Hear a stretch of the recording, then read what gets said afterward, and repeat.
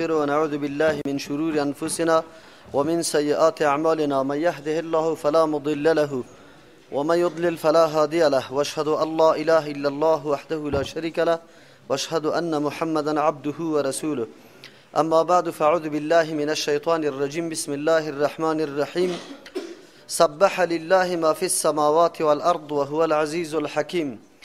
سوره را به نام سوره حدید یاد میکنه. آهن میگه پشت سر بحثی از این میایه مهمترین چیزی که در کارزار یا مقابله با دشمن کار گرفته میشه مسئله آهن است و الله تبارک و تعالی در مرحله سوم مقابله با کفار مسئله آهن مقرر کرده که چه قسم جنگ یا مقابله امرای از وا شوه. از او خاطر سوره به نام سوره حدید یاد میکنه. موضوع مهم است که پشت سر آمده رایسته. این سورت هم 94م سورت است در نزول خود که قبل سوره محمد و بعد سوره زلزال نازل شده. بعد از این سورت ها اکثریتش مدنی می باشه که مشتمل بسیار به احکام می باشه. یادتان باشه در سوره های مدنی همیشه بیان احکام یعنی آن چیزی که قابل عمل است او ذکر میشه، برخلاف سورت های مکی که در اونجا مسائل عقیدوی خیلی زیاد ذکر می شود، احکام خیلی کم بود. در سورت های مدنی مسئله عقیده کمتر ذکر میشه، چرا که اونجا حکومت اسلامی برقرار شده، مردم عقیده و ایمان خوب مستحکم کرده، عالی جنبه عملی یا درس عملی برای مسلمانان داده میشه. البته عملی کردن احکام الله تبارک و تعالی یکی از جمله ذرایع است که اینمی مسلمان ها را دمو درجات میرسانه که الله خواسته. از همون خاطر در سورت های مدنی اکثر احکام ذکر میشه.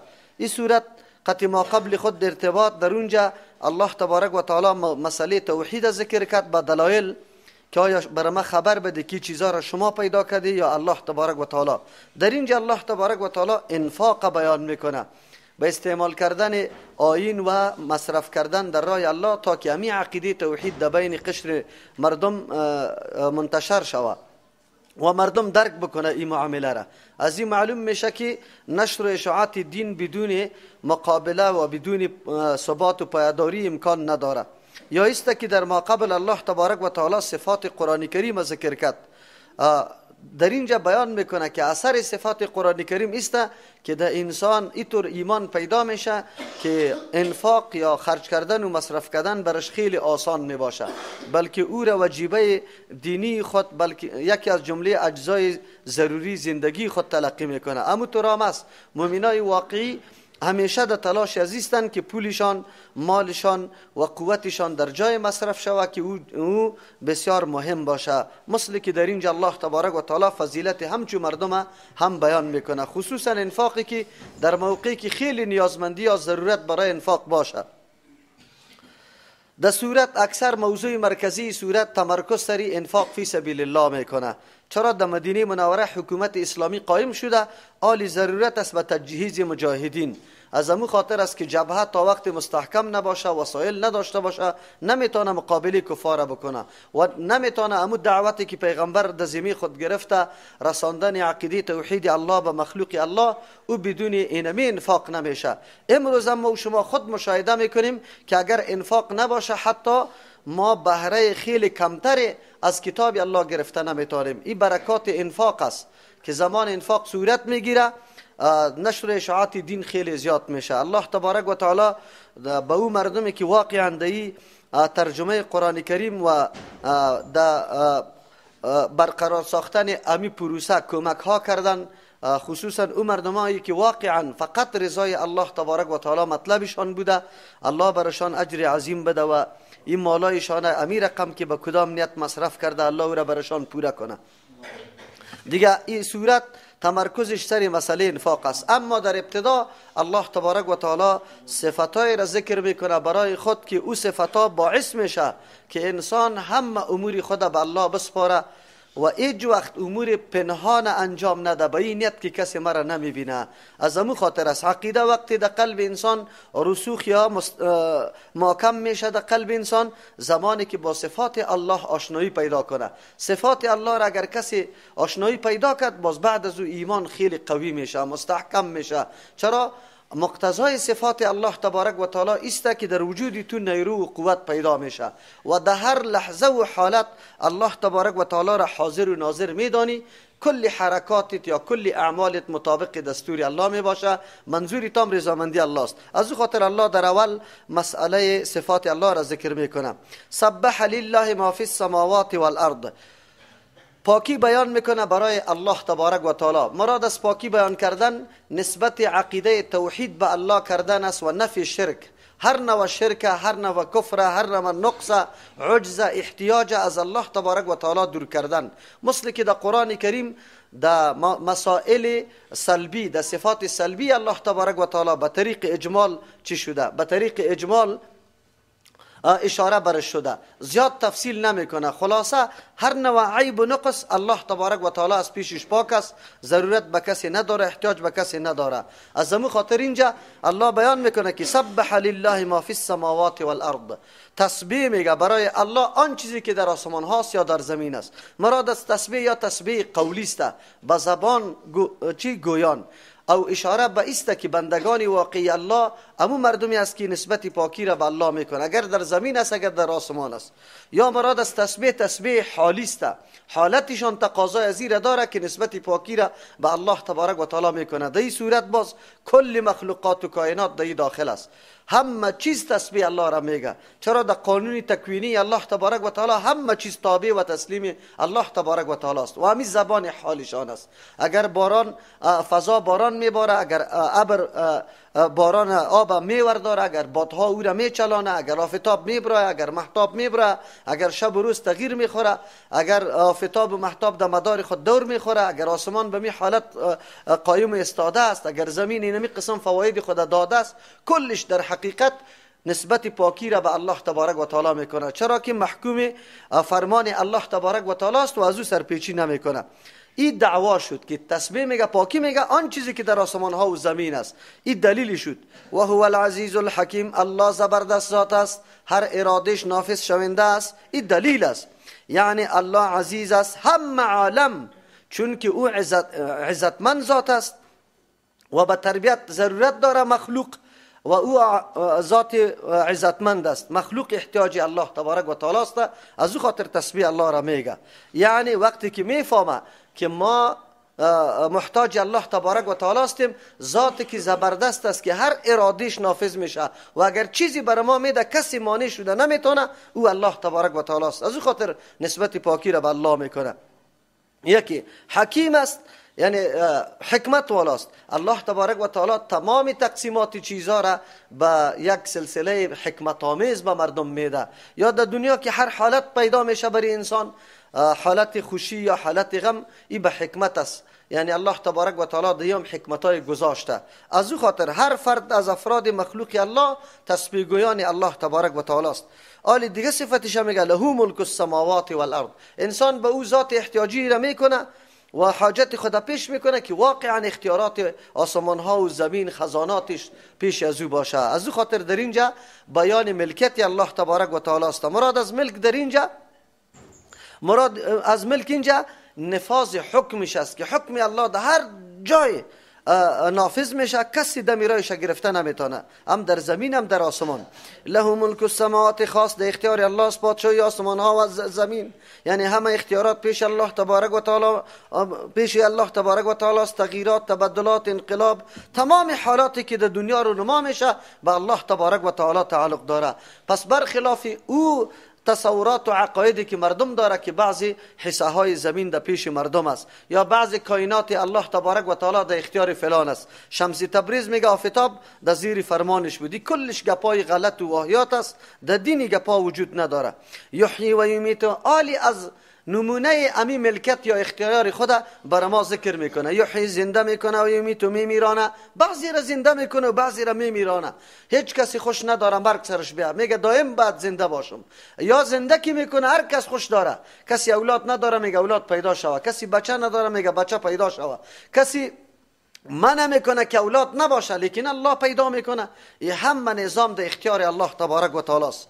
و هو علی کل شیء قدیر. خلاصه سخن است که الله سر هر چیز قدرت داره، همه قدرت ها در پیش الله تبارک و تعالی است و الله قادر مطلق سری کلگی غالب است. هو الاول والآخر والظاهر والباطن، الله اول است، آخر است، ظاهر است، باطن است. تشریح آیت در یکی از احادیث مسلم رحمت الله علیه در اثنای دعا آمده. چیست؟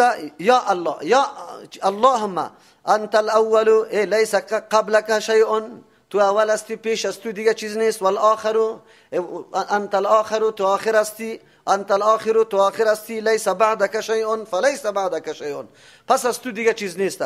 اللهم انت الظاهر، تو ظاهر هستی یا الله. فلیس فوقک شیء. اللهم انت الباطن فلیس دونک شیء. در دعا امیر رقم آمده، امید تشریح شده که مراد از اول پیش از همه هستی، از تو پیش چیزی نبوده. چرا؟ وجود الله، ذات الله است. زمانه در حق الله تصور نمیشه که ما زمان قائل باشیم و بگیم که اول کدام، در اول زمانه کدام چیز بوده. الله بوده، مخلوق نبوده. الله تبارک و تعالی مخلوق پیدا کرده. والآخر، آخر است، یعنی تو هستی الله تبارک و تعالی، بعد از تو چیزی دیگری نیست. زمانه وجود نداره. چرا؟ در حق الله تبارک و تعالی تصور مخلوقیت و محدودیت نمیشه که یک چیزی محدود باشه که اول و چیست انتها داشته باشه، آغاز و انتها داشته باشه، یا اول و آخر. از همون خاطر الله تبارک و تعالی وجودش از ذاتش است، زمانه در حقش متصور نیست، اول و آخر الله است. یعنی بعد از اینکه دنیا فنا هم میشه تنها الله است. و الظاهر، الله ظاهر است. مراد از ظاهر فلیس فوقک شیء، غالب است، سر همه چیز غلبه از الله تبارک و تعالی است. کل مخلوقات تحت فرمان و تدبیر الله قرار داره.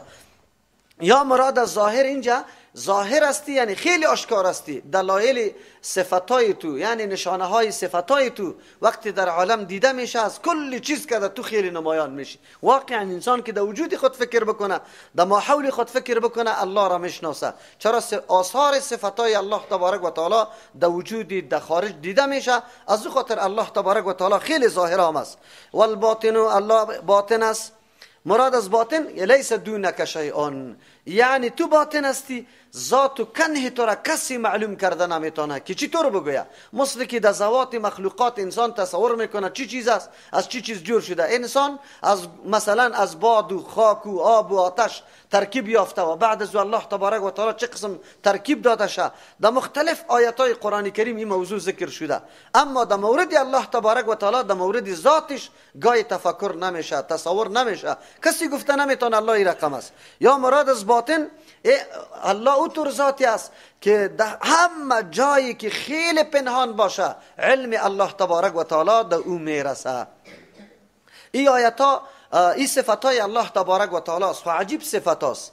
در انسان ما نمیتونیم که دو صفت متضاد پیدا کرده بتانیم، یعنی ام اول باشه ام آخر باشه. کسی اول از آخر شده نمیتونه، آخر از اول شده نمیتونه. کسی ظاهر از باطن شده نمیتونه، باطن از ظاهر شده نمیتونه. اما در شان الله تبارک و تعالی تصورا غلط است. چرا؟ انسان محدود است، انسان به زمانه احتیاج داره، انسان به افعال ضرورت داره، انسان به ترکیب عنصری ضرورت داره. الله ازی فوق است، هیچگاه در تصور انسان محدودیت نمیه. از همون خاطر است موجود بودن صفات متضاد در شان الله تبارک و تعالی این امر نایاب و عجیب نیست. هیچ وقت انسان تصور نکنه الله را سری خود قیاس کنه و آن چیزی که به خودش دیده نمیشه یا لیاقت نداره میگه که والا در الله تبارک و تعالی می پیدا نمیشه. چرا؟ الله ذات غیر محدود است، غیر منتهی است. الله سری همه چیز غالب است. این چیست؟ صفتای الله تبارک و تعالی است. تاسف در اینجاست که یکی از جمله مفتیای بی علم دمی رادیوها این صفتا را برای پیغمبر صلی الله علیه وسلم ذکر میکرد که تو اول هستی و تو آخر هستی، تو ظاهر هستی و تو باطن هستی. تعجب در اینجاست. چی ضرورت است به پیغمبر امو صفتا را ما میکنیم که الله برش ثابت کرده، از او که صفتهای بالا را ما نمی کنیم. یکی از جمله راه های خطا شدن انسان در عقیده همیست که ابلیس لعین اینمی کوشش داره که ما در مورد مخلوقات الله از افراط یا غل و کار بگیریم، زیاده روی بکنیم، پیغمبر از مرتبه پیغمبریش بالا تصور کنیم، ملک از مرتبه ملکیتش بالا تصور کنیم، ولی از مرتبه ولایتش بالا تصور کنیم. امروز فرقه های گمراه اما فقط یا تفرید میکنن یا افراط، یا زیاده روی میکنن یا در حق کسی نقصان قائل هستند. نصارام در این مرض گرفتار بود، یهود هم گرفتار بود. این امت پیغمبر علیه السلام نظر به گفته خودی پیغمبر علیه السلام که او میگه ستتبعون سنن من کان قبلکم، شما خامخا تابعداری طریقه های پیشین نمیکنی، امو حالاتی را که او مردم اختیار کرده بود شما هم اختیار میکنی و امروز در امت اموطور مردم پیدا میشه. پیغمبر علیه السلام چی ضرورت داره که برش بگویی که چی کل جهان بروی ازی پیدا شده؟ نه، اما صفتی را که قرآن برش بیان میکنه، او صفات واقعا شخصیت پیغمبر آنقدر ممتاز گردانیده که هیچ کس به درجه از او رسیدگی نمیتونه. باز ضرورت به چیسته که حالی پیغمبر نعوذ بالله الله جور کنیم، مرتبه الوهیت برش بدیم، یا به ولی مرتبه یا صفات الوهیت برش ثابت بکنیم. اینی بدبختی است. شریعت یا تابعداری دین عبارت از چی است؟ در محدودیت قرار گرفتن. کدام اندازه را که الله برات مقرر کرده امو اندازه را باید تو اختیار بکنی، از اون نه پای او طرف میمانی نه این طرف میمانی. این میره میگه بندگی میره میگه که امو محدودیت یا چوکاتی که الله برات ساخته در امو تو قدم بزنی، از او زیاده روی نکنی. ولی با تاسف اینی طور حالت هاست، از رادیو و از تلویزیونی گپا را بیان میکنه، پخش میکنن و مردم هم خوش است. مردم چرا خوش است؟ وی صفت پیغمبر صلی الله علیه وسلم کرد. صفت پیغمبر به او اندازه نمیکنه. خود میگه لا تطرونی کما اطرت النصارى، مرا به مثل که نصارا در حق عیسی علیه السلام مبالغه کردن، مرا در حق موتور مبالغه نکنی. اویره وقتی گفت که اوجا ترانه خانیش میگفت در بین ما پیغمبری هسته که سبا را میدانه، یعنی غیب میدانه. پیغمبر علیه السلام گفتی طور نگویه، ما غیب نمیدانم. از امو خاطر است که در قرآن تاکیدات سری از این مسئله شده، قل انما انا بشر مثلکم، من مثل شما آره بشر هستم، امتیازی ما فقط در یک چیز است، سر ما وحی کرده میشه، من انسان معصوم هستم، مرا الله انتخاب کرده برای رهبریت. دیگه صفتای الوهیت در مخ وجود نداره که عالم الغیب باشم، متصرف باشم، قدرت کامل داشته باشم، هر کس نجات داده بتانم، شفا داده بتانم. این امور دم دیدن نمیشه. این بسیار دلایل قوی است در قرآن در مورد پیغمبر علیه السلام. وقتی پیغمبر که شخصیت ممتاز است در کل بشریت، او نمیتونه که به این صفات متصف شوه. آیا کسی دیگری میتونه که به این صفات متصف شوه؟ لیکن این بدبخت ها همینطور میکنه. مردم از کدام ناحیه از دین اغوا میکنه و گمراه میکنه. به لباس دین مردم نعوذ بالله عقیدهش چی گمراه کردن، عقیدهش خطا کردن. اینی را میگه. اینمی طور طایفه ها همیشه دین خراب میکنه. اما حدودی را که الله گذاشته او حدود مراعات نمیکنه، او پلوانا را خراب میکنه و حدود نادیده میگیره، پیش میره. نه، این صفاتای الله است و الله اینمی صفاتا را داراست، به مخلوق صفاتا نیست. و هو بكل شيء علیم. الله تبارک و تعالی بالای تمام چیزا علم داره.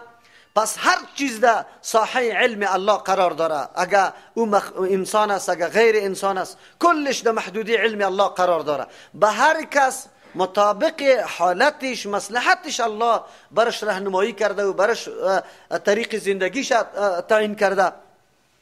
هو الذی، پروردگار ذاتی است، خلق السماوات والارض، پیدا کرده آسمان ها و زمین فی 6 ایام، در 6 روز.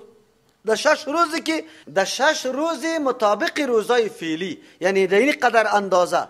چرا در او وقتا روزا نبوده؟ یا مراد از روزای قیامت است که هر روزش 1000 سال است.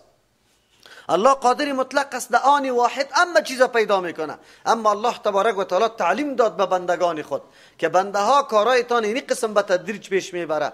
کارای شما دفعی نیست، زندگیتان تدریجی است. مثل که خودتان از مادر تولد میشه، مراحل مختلف فطیر میکنه تا که در سن پیری میرسه، با تدریج میرسه. کسی از اول پیر تولد نمیشه و خود پیر جور میتونه.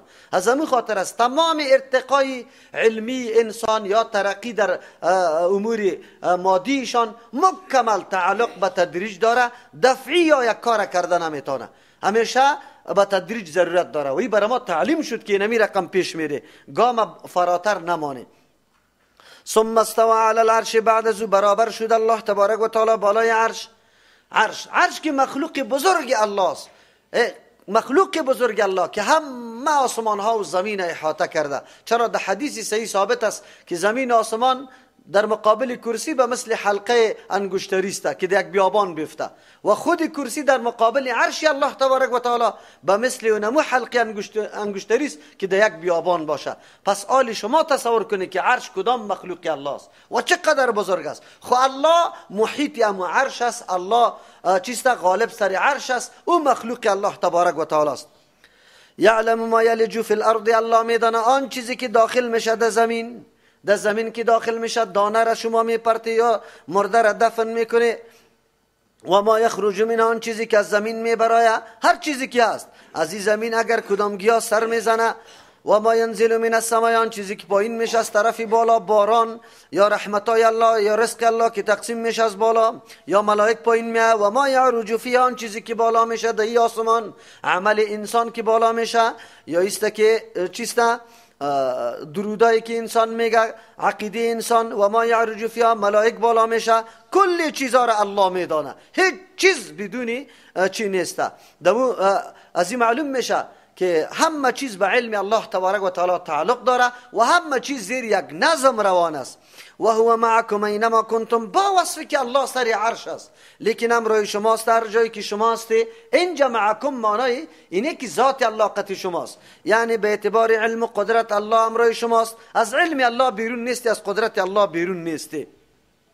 بعضی مردما انتقاد داره، میگه شما میگی که در صفات الله تاویل نمیشه، اینجا چی میکنه شما؟ خودتان میگی معکوم به اعتبار ذات نمیگیری، میگی به اعتبار علم و قدرت است. از همون خاطر وقتی که اینجا تاویل کرده شما معول هستی. خود اهل سنت و الجماعت میتراشه با سری ماتریدیا و اشعریا چی تاخت و تاس کرده رویستی، میگی که وا تاویلیستن و تاویل در صفات الله میکنه.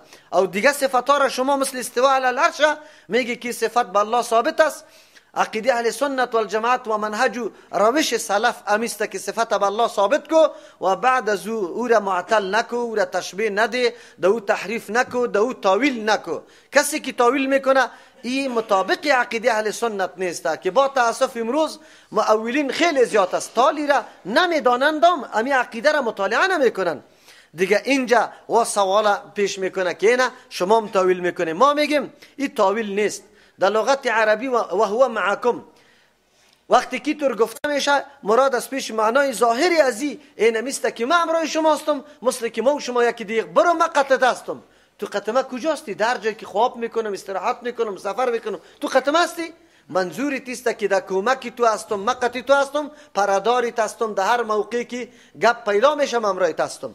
این تقاضای یک جا بودنی ذات نمیکنه. از او خاطر ضرورت به تاویل نیست. اینجا تاویل نشده. یک اگر این را تاویل میگی این تاویل سلف است. سلف امیره گفته که مراد از معکم امروی چیسته؟ علم و قدرت. او این امیره که وقتی سلفی را تاویل کرده این تاویل محمود است، تاویل مذموم نیست که ما از جان خود کرده باشم. از جان خود نکردیم. در حقیقت تاویل خو گردانیدن معنای ظاهر است به سوی غیر ظاهر. او اینجا معکم معنای ظاهرش اینمی معنا را داره که با علم و قدرت امروی توسته. پس الله سر عرش است، با وصفی که سر عرش است. مثل که احمد ابن حنبل رحمت الله علیه را پرسان کردن، گفت بله الله سر عرش است، خب معکم هم امروی شماست به علم و قدرت خود. از او خاطر این عقیده ماست که الله سر عرش است. اینطور نه که عرش مکان برای از او بداریم، نه. عرش معنایش معلوم است، استوا معلوم است، لیکن کیفیتش بر ما مجهول است، چه رقم است بس الله تبارک و تعالی خود میدانه. او امر امام است. اینما کنتم، هر جایی که شما هستی، والله بما تعملون بصیر، الله تبارک و تعالی به آن چیزی که شما انجام میده بصیرون بیناست. اگر کاری خوب میکنه بد میکنه الله مکمل میبینه. له ملک السماوات، در اختیار الله است پادشاهی آسمان ها، والارض، از زمین. و الی الله، خاص بسوی الله تبارک و تعالی ترجع الامور، تمام امور بازگردانیده میشه.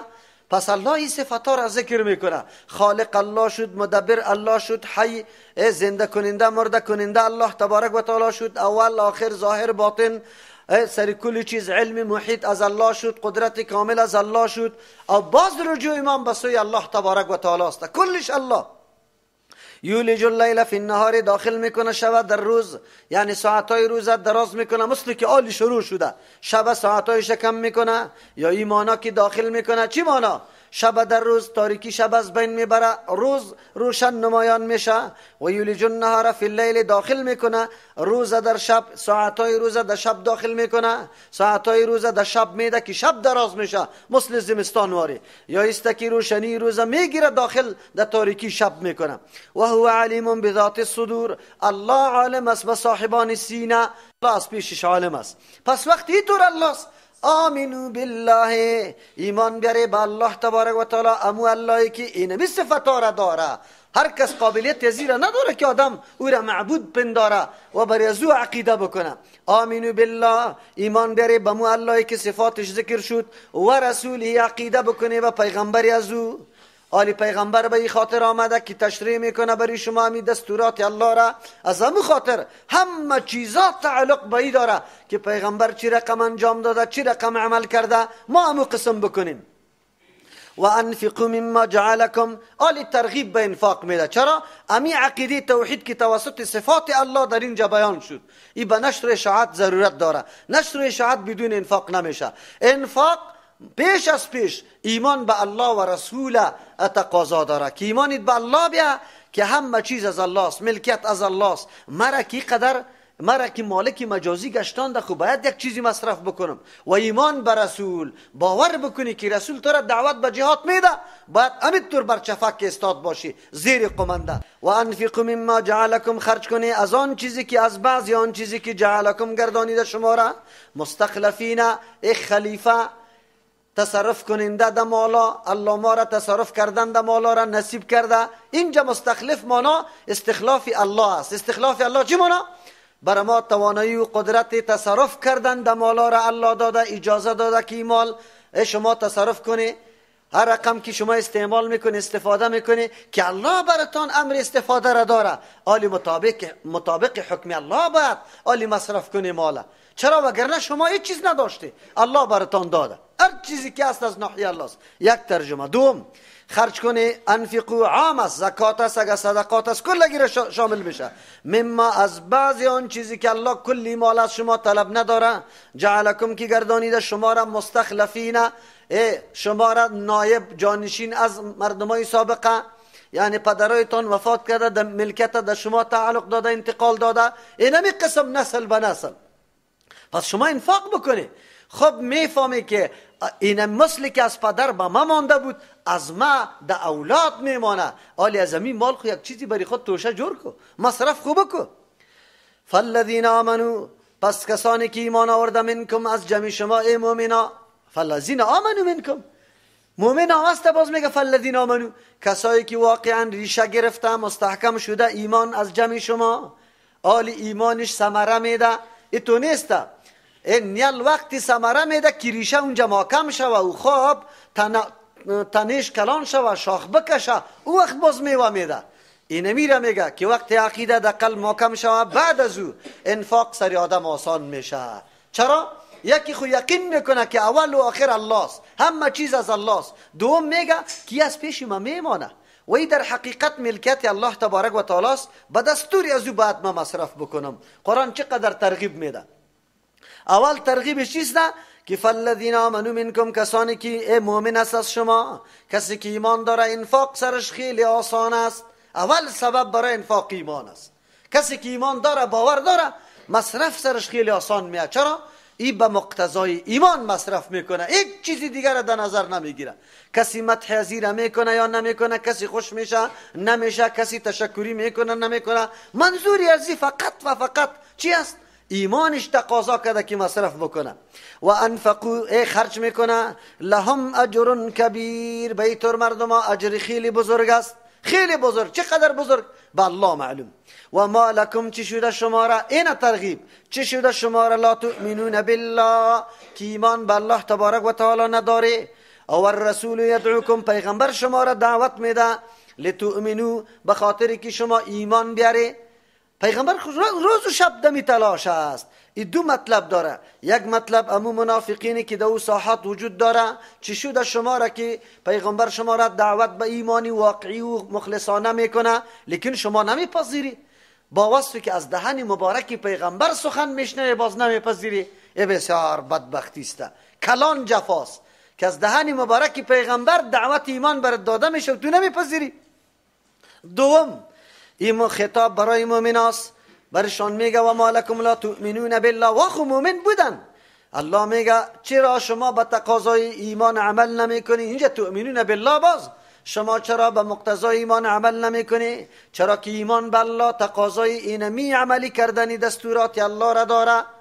تو که مؤمن شدی آلی دستورات الله را باید بپذیری. تقاضای ایمان اینمیسته. و کدام است؟ انفاق درای الله. امروز ضرورت خیلی زیاد برای مسلمان ها وجود داره که مرکزای دین خود تقویت ببخشه.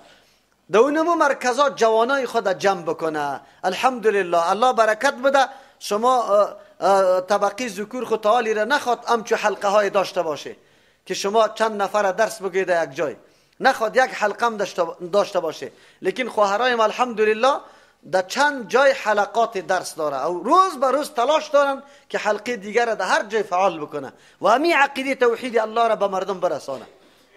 عالی حلقه ها به فعال ساختن از این نیازمندی است، ضرورت است. ما و تو که قطش کمک نشیم، در اول قطش همکار نشیم، این حلقه ها فعال نمیشه. الحمدلله حرکتی است که توسط خواهرای مبارز ما شروع شده. الله در حرکتشان برکت پرته، توفیق زیاده برشان نصیب بکنه. خب بله، نیازمندی به ما داره. چی رقم نیازمندی؟ تقویت بخشیدن امو مرکز، جای برش پیدا کردن.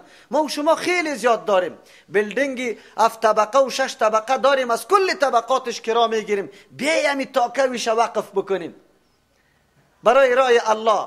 و یکی از برادرای خواهرها را وظیفه بدیم که بیادرم، از دستم نمیشه، من این قدر علم ندارم، خود تو داری جای از ما، لیکن درس از تو.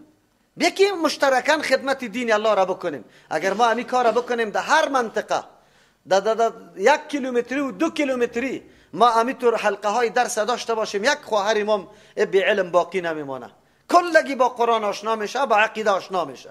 شرط است که کم اقدام شوه. امروز همین سرمایه‌دارای ما که بلدنگا داره، به میلیون ها روپیه یا کرایه میگیره، چقدرش در راه الله مصرف میکنه؟ بگوی با جز از اینکه کدام کاری را به نام دین او را برای خودنمایی و شهرت طلبی و سمعت دیگه دیده نمیشه. از او خاطر این نیازمندی خیلی زیاد است. قرآن از همین خاطر ترغیب میده، میگه چی شده شما را که شما ایمان به الله نداره؟ یعنی تقاضای ایمان به الله را میکنه که شما باید مصرف کنی. چرا؟ والرسول یدعوکم، پیغمبر شما را دعوت میده لتؤمنوا بربکم، که شما ایمان بیاری به او ذاتی که مالک و متصرف شماست. کلمه رب چرا آورده؟ اشاره میکنه ای بنده، تو که در کدام مقام و مرتبه قرار داری، تربیت الله است. اگر مال پیشیت است، اگر علم پیشیت است، اگر قوت و توانایی پیشیت است، مالک و متصرفش الله است. در این مرتبه تو را الله رسانده، که الله رسانده تقاضای ایمان امیسته که تو باید مصرف هم بکنی، از علمت، از قوتت، از مالت. و قد اخذ میثاقکم، دیگه عامل هم موجود است، دیگه باعث هم موجود است که ما باید مصرف بکنیم. و قد اخذ میثاقکم، گرفت الله و پیمان محکم از شما عهدم گرفته، ان کنتم مؤمنین، اگر شما مؤمن هستی. تقاضای ایمان خیلی نمیسته. چرا؟ با مجرد اقرار کردن کلمه توحید تو اقرار کردی که یا الله این عقیده را پذیرفتم و ما دیگه دعوت دادنی نمی عقیده است، مومن نمی وظیفهش است. قرآن برای ما میگه مومن زندگی ساکن نداره، جامد نداره. مومن زندگیش در حرکت است، یک لحظه آرام نمیشینه.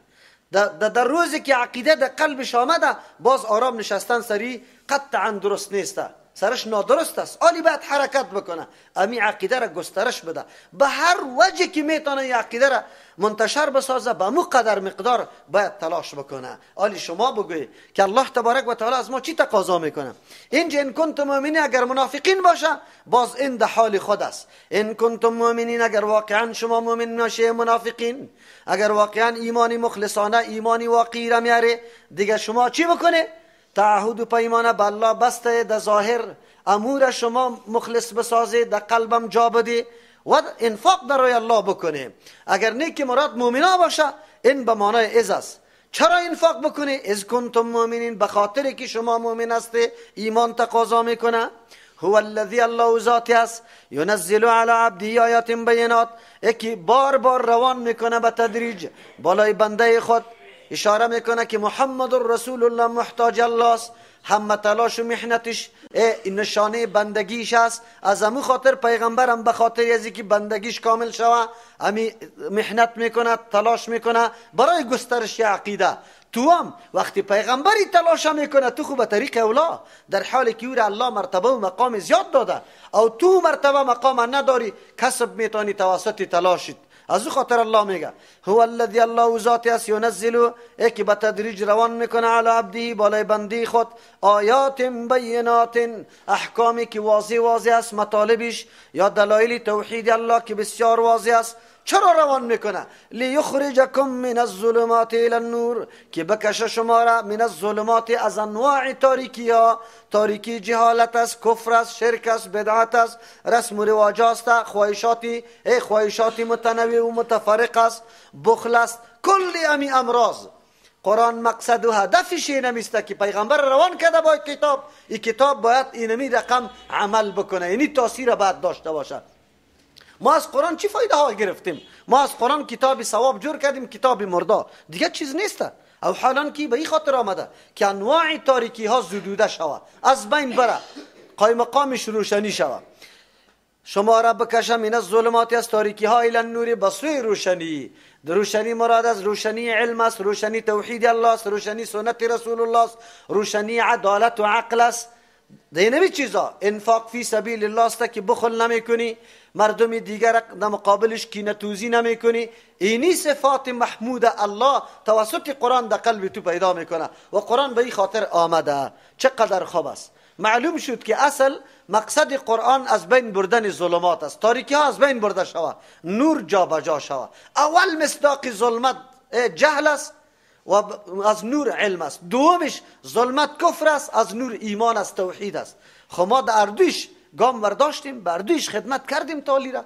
او دیگه گپاخ یک کمی در مرحله پسانتر می آید که ما مبارزه با بدعت بکنیم، مبارزه با بخل بکنیم، مبارزه با خیانت ها بکنیم. او مبارزه خود در مرحله سوم و چهارم و پنجم قرار داره. آیا در مرحله اول که کدام مبارزه از ما مطالبه شده او را ما کردیم؟ یقینا خدمت برای توحید و ایمان کردیم، خدمت برای گسترش علم در جامعه خود کردیم. کلا قطعا، بله، برای فنون حاصل کردن. این دیگه علومی که مردم یاد میگیره، این علم نیستی، فن است. فنون یاد میگیره. علم کتاب الله و سنت رسول الله است. در این مورد چقدر تلاش کردیم که واقعا امی علم گسترش پیدا بکنه. آیات قرآن ما و شما را بیدار میسازه که جامعه ما چقدر نیازمند اینمی فعالیت است. ما چه رقم میتونیم. مردم نگویه والا ما مدرسه را چلانده نمیتونیم. یک مدرسه که 10 نفر طالب دیره میکنی چقدر مصارف میه. نه، خدا نترسانی، شیطان است که در پیش روی ما استاد میشه. شما باور به الله بکنی. اگر شما همت بکنی، همت که بله من اینمی کارا پیش میبرم، باز میبینی که اسباب الله چه رقم مهیا میسازه. گپ در سر همت ماست. پاکستان هم ده ها هزار مدرسه در پاکستان وجود داره. یک مدرسه در این کابل ما وجود نداره که تمویلش از طرف مردم شود. در پاکستان 10,000 مدرسه تمویل از طرف مردم میشه. هر مسجدش 10 و 15 نفر طالب دیره است، درس خوانده رایسته. چرا در افغانستان نمیشه؟ چیسته که شیطان ما را میترسانه. میگیم که والا چطور نگاه شود. آلی خو وحشت دیگه است. ما به کس لیلیه داده نمیتونیم که الا امنیت است، که الا گرفتاری است. کلان مصیبت ها به ما جور شده. اینقدر موانع برای دین است که هیچ پرسان نکو. مصیبت ده ایسته که اگر تو در یک جای حلقه درس قرآن و حدیث شروع میکنی، باسه میکنی که 1000 دسیسه بری تو پیدا میشه. اما ما در پاکستان بودیم. در پاکستان شما باور به الله بکنی به هیچ چیز ضرورت نیست، فقط به عالم ضرورت است. برای در مسجد بشینه، سعی میکنی که از هر طرف شاگردان میباره برش بشی درس بگو. هیچ کدام بوج و تکلیف سری تو نیست. در افغانستان انواع مشکلات است. خب بله، میتونیم ما انواع مشکلات از بین ببریم، همت بکنیم. اینمی قسم دوستای خدا، برادرای خدا قطعش بشینیم، مفاهمه بکنیم. چقدر عایدات داری دمایی؟ تو دمای 1 لک روپیه میگیری، در 1 لک روپیه 1000 2000 افغانی تا خود در راه الله مصرف کو. بیا که امی کار ما تو بکنیم، خیر است. در مرتبه اول 20 جلد کتاب از حدیث یا فلان برای این مرکز ضرورت است، این ما میگیرم، خیر است، خریداری شما میکنم، آینده توی را پیش ببر. ما خودت ترسانیدیم، فکر میکنیم که مدرسه جور کردن بسیار گپی خیلی بزرگ است و نمیشه. نه، گپ در سر همت است و اخلاص است. یقینا اگر درد دین در قلبی ما باشه و درد مردم، دلسوزی بالای مردم در قلبی ما باشه، در هر جای مدرسه جور میشه. او میتونیم که ما مدرسه جور بکنیم، گبیسته که ما همت بکنیم. او قرآن بر ما میگه خدا کی ما مصرف بکنیم؟ مصرف در طور جایی که کس نداشته باشه. یک وقت که حکومت اسلامی باشه او در اوجا بر ما در هر جای مدرسه جور میکنه، اونجا انفاق در او صورت مدرسه جور کردن قطعی امروز مدرسه جور کردن خیلی زیاد تفاوت داره. تو در اون طور حالت دست کسی را بگی که او خیلی نیاز داره، او قریب به افتادن است، در اون حالت بعد همکاری از او را بکن. من که تیار هر چیزام دارم، خودم موتر دارم، خب کسی مرا بگه که در لکسس تو را ببرم، اینی طور میشه. خب بیا از او میرسم، خودم موتر دارم. قرآن کریم میگه پارا میگه ایره برای چی میگه؟ قرآن کتاب قدیم است، این تنها در زمان پیغمبر علیه السلام محصور نیست که گپا تنها در اون زمان بوده، در این زمان نیست. قرآن اشاره میکنه که در طول تاریخ همچه حالات پیدا میشه. یکی مبارزه کردن در اول آغازی دعوت است، یکی مبارزه کردن بعد از اینکه دعوت خوب عام شده باشه. این با هم خیلی فرق داره. در اول نقطه و آغاز دعوت مصیبت زیاد است، تکلیف زیاد است، محنت زیاد است. او قدرت الله تبارک و تعالی برای ازی که همین بنده را خوب محکم کنه در عقیدش، امتحانات گوناگون متوجه تو میشه. که وقتی عقیده توحید پذیرفتی، با سایکو که مریض هستی، با سایکو که از یک جای در وظیفه داشتی منفک شده، با سعی میکنی که کارای کل بند میشه. به خاطر ازی که تو باش الله تبارک و تعالی امتحان میکنه تا که تو اینالی امی امور از الله میدانی یا میگی که نه این امور برای من به خاطر خوب بود که من در او عقیده بودم. اکثر مردمای دو دله متردد میشه که والا من این کارا را شروع کردم در بدر شدم، حالا که اول آغاز کامیابی تو از این اینجا شروع میشه، بعد از تو تقویت پیدا میکنی، باز الله تبارک و تعالی قوت برات میده. قرآن ایگا پارا برای ما میگه، اینا پشتی سرم میگه و ان الله بكم لرؤوف رحیم، یقینا الله تبارک و تعالی بكم بالای شما لرؤوف خیلی مهربان ذات است. چرا که قرآن روان کرد به خاطری که شما را از تاریکی ها بکشه. رحیم خیلی رحم کننده است. رؤوف به خاطری که ظلمات دفع میکنه، تاریکی ها را از بین میبره. رحیم به خاطری که روشنی را در عوض تاریکی برد میده. چقدر رحم کرده واقعا. حالات این نکته را، قدر این نکته را کی میدانست؟ عرب میدانستند. کسانی که زمانه جاهلیت تیر کرده بود اوها میدانستند که پیغمبر چی آورده بر ما. واقعا ما در کدام زندگی بودیم و آلی در کدام مستوا قرار داریم، ما در کدام موقف بودیم و آلی در کدام درجه عالی قرار داریم. این نکته ها را درک میکرد. ما و شما هم کم کم درک میکنیم. زمانی که خاک قبرا را میخوردیم و آلی امروز عقیده توحید الله را داریم، فرق است، تفاوت است یا نیست؟ باید ما همین قدر بفهمیم که الله بسیار رؤوف و رحیم است. برای اصلاح ما، برای هدایت ما الله اسباب متنوع را کار گرفته.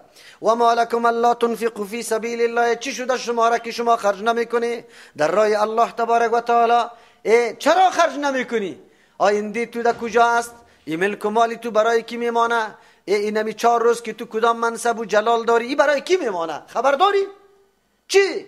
ولله میراث السماوات والارض، خاص برای الله میراث السماوات، چیزی باقی مانده در آسمان ها و زمین تو از پیشش میروی، همه به الله میمانه.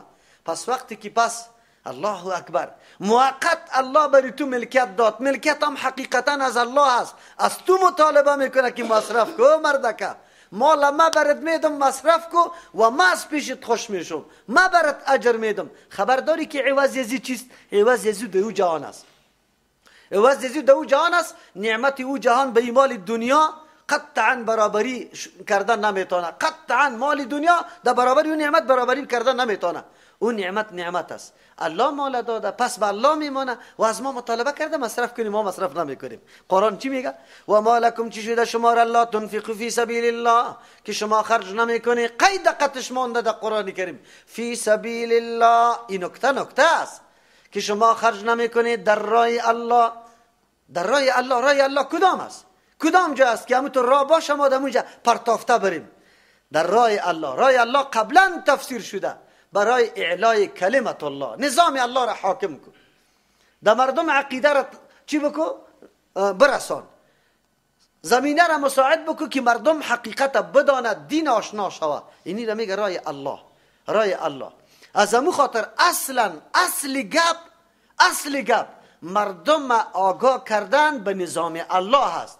جهاد وسیلیش است، مدرسه وسیلیش است، مسجد وسیلیش است، نماز وسیلیش است، روزه وسیلیش است، حج وسیلیش است. هر قدر احکامی که شما میبینید این در حقیقت ذرایع و وسایل است. اصل مقصد معرفی شدن با الله تبارک و تعالی است که تو الله را بشناسی. این وسایلش است. او الله برات میگه چرا نه؟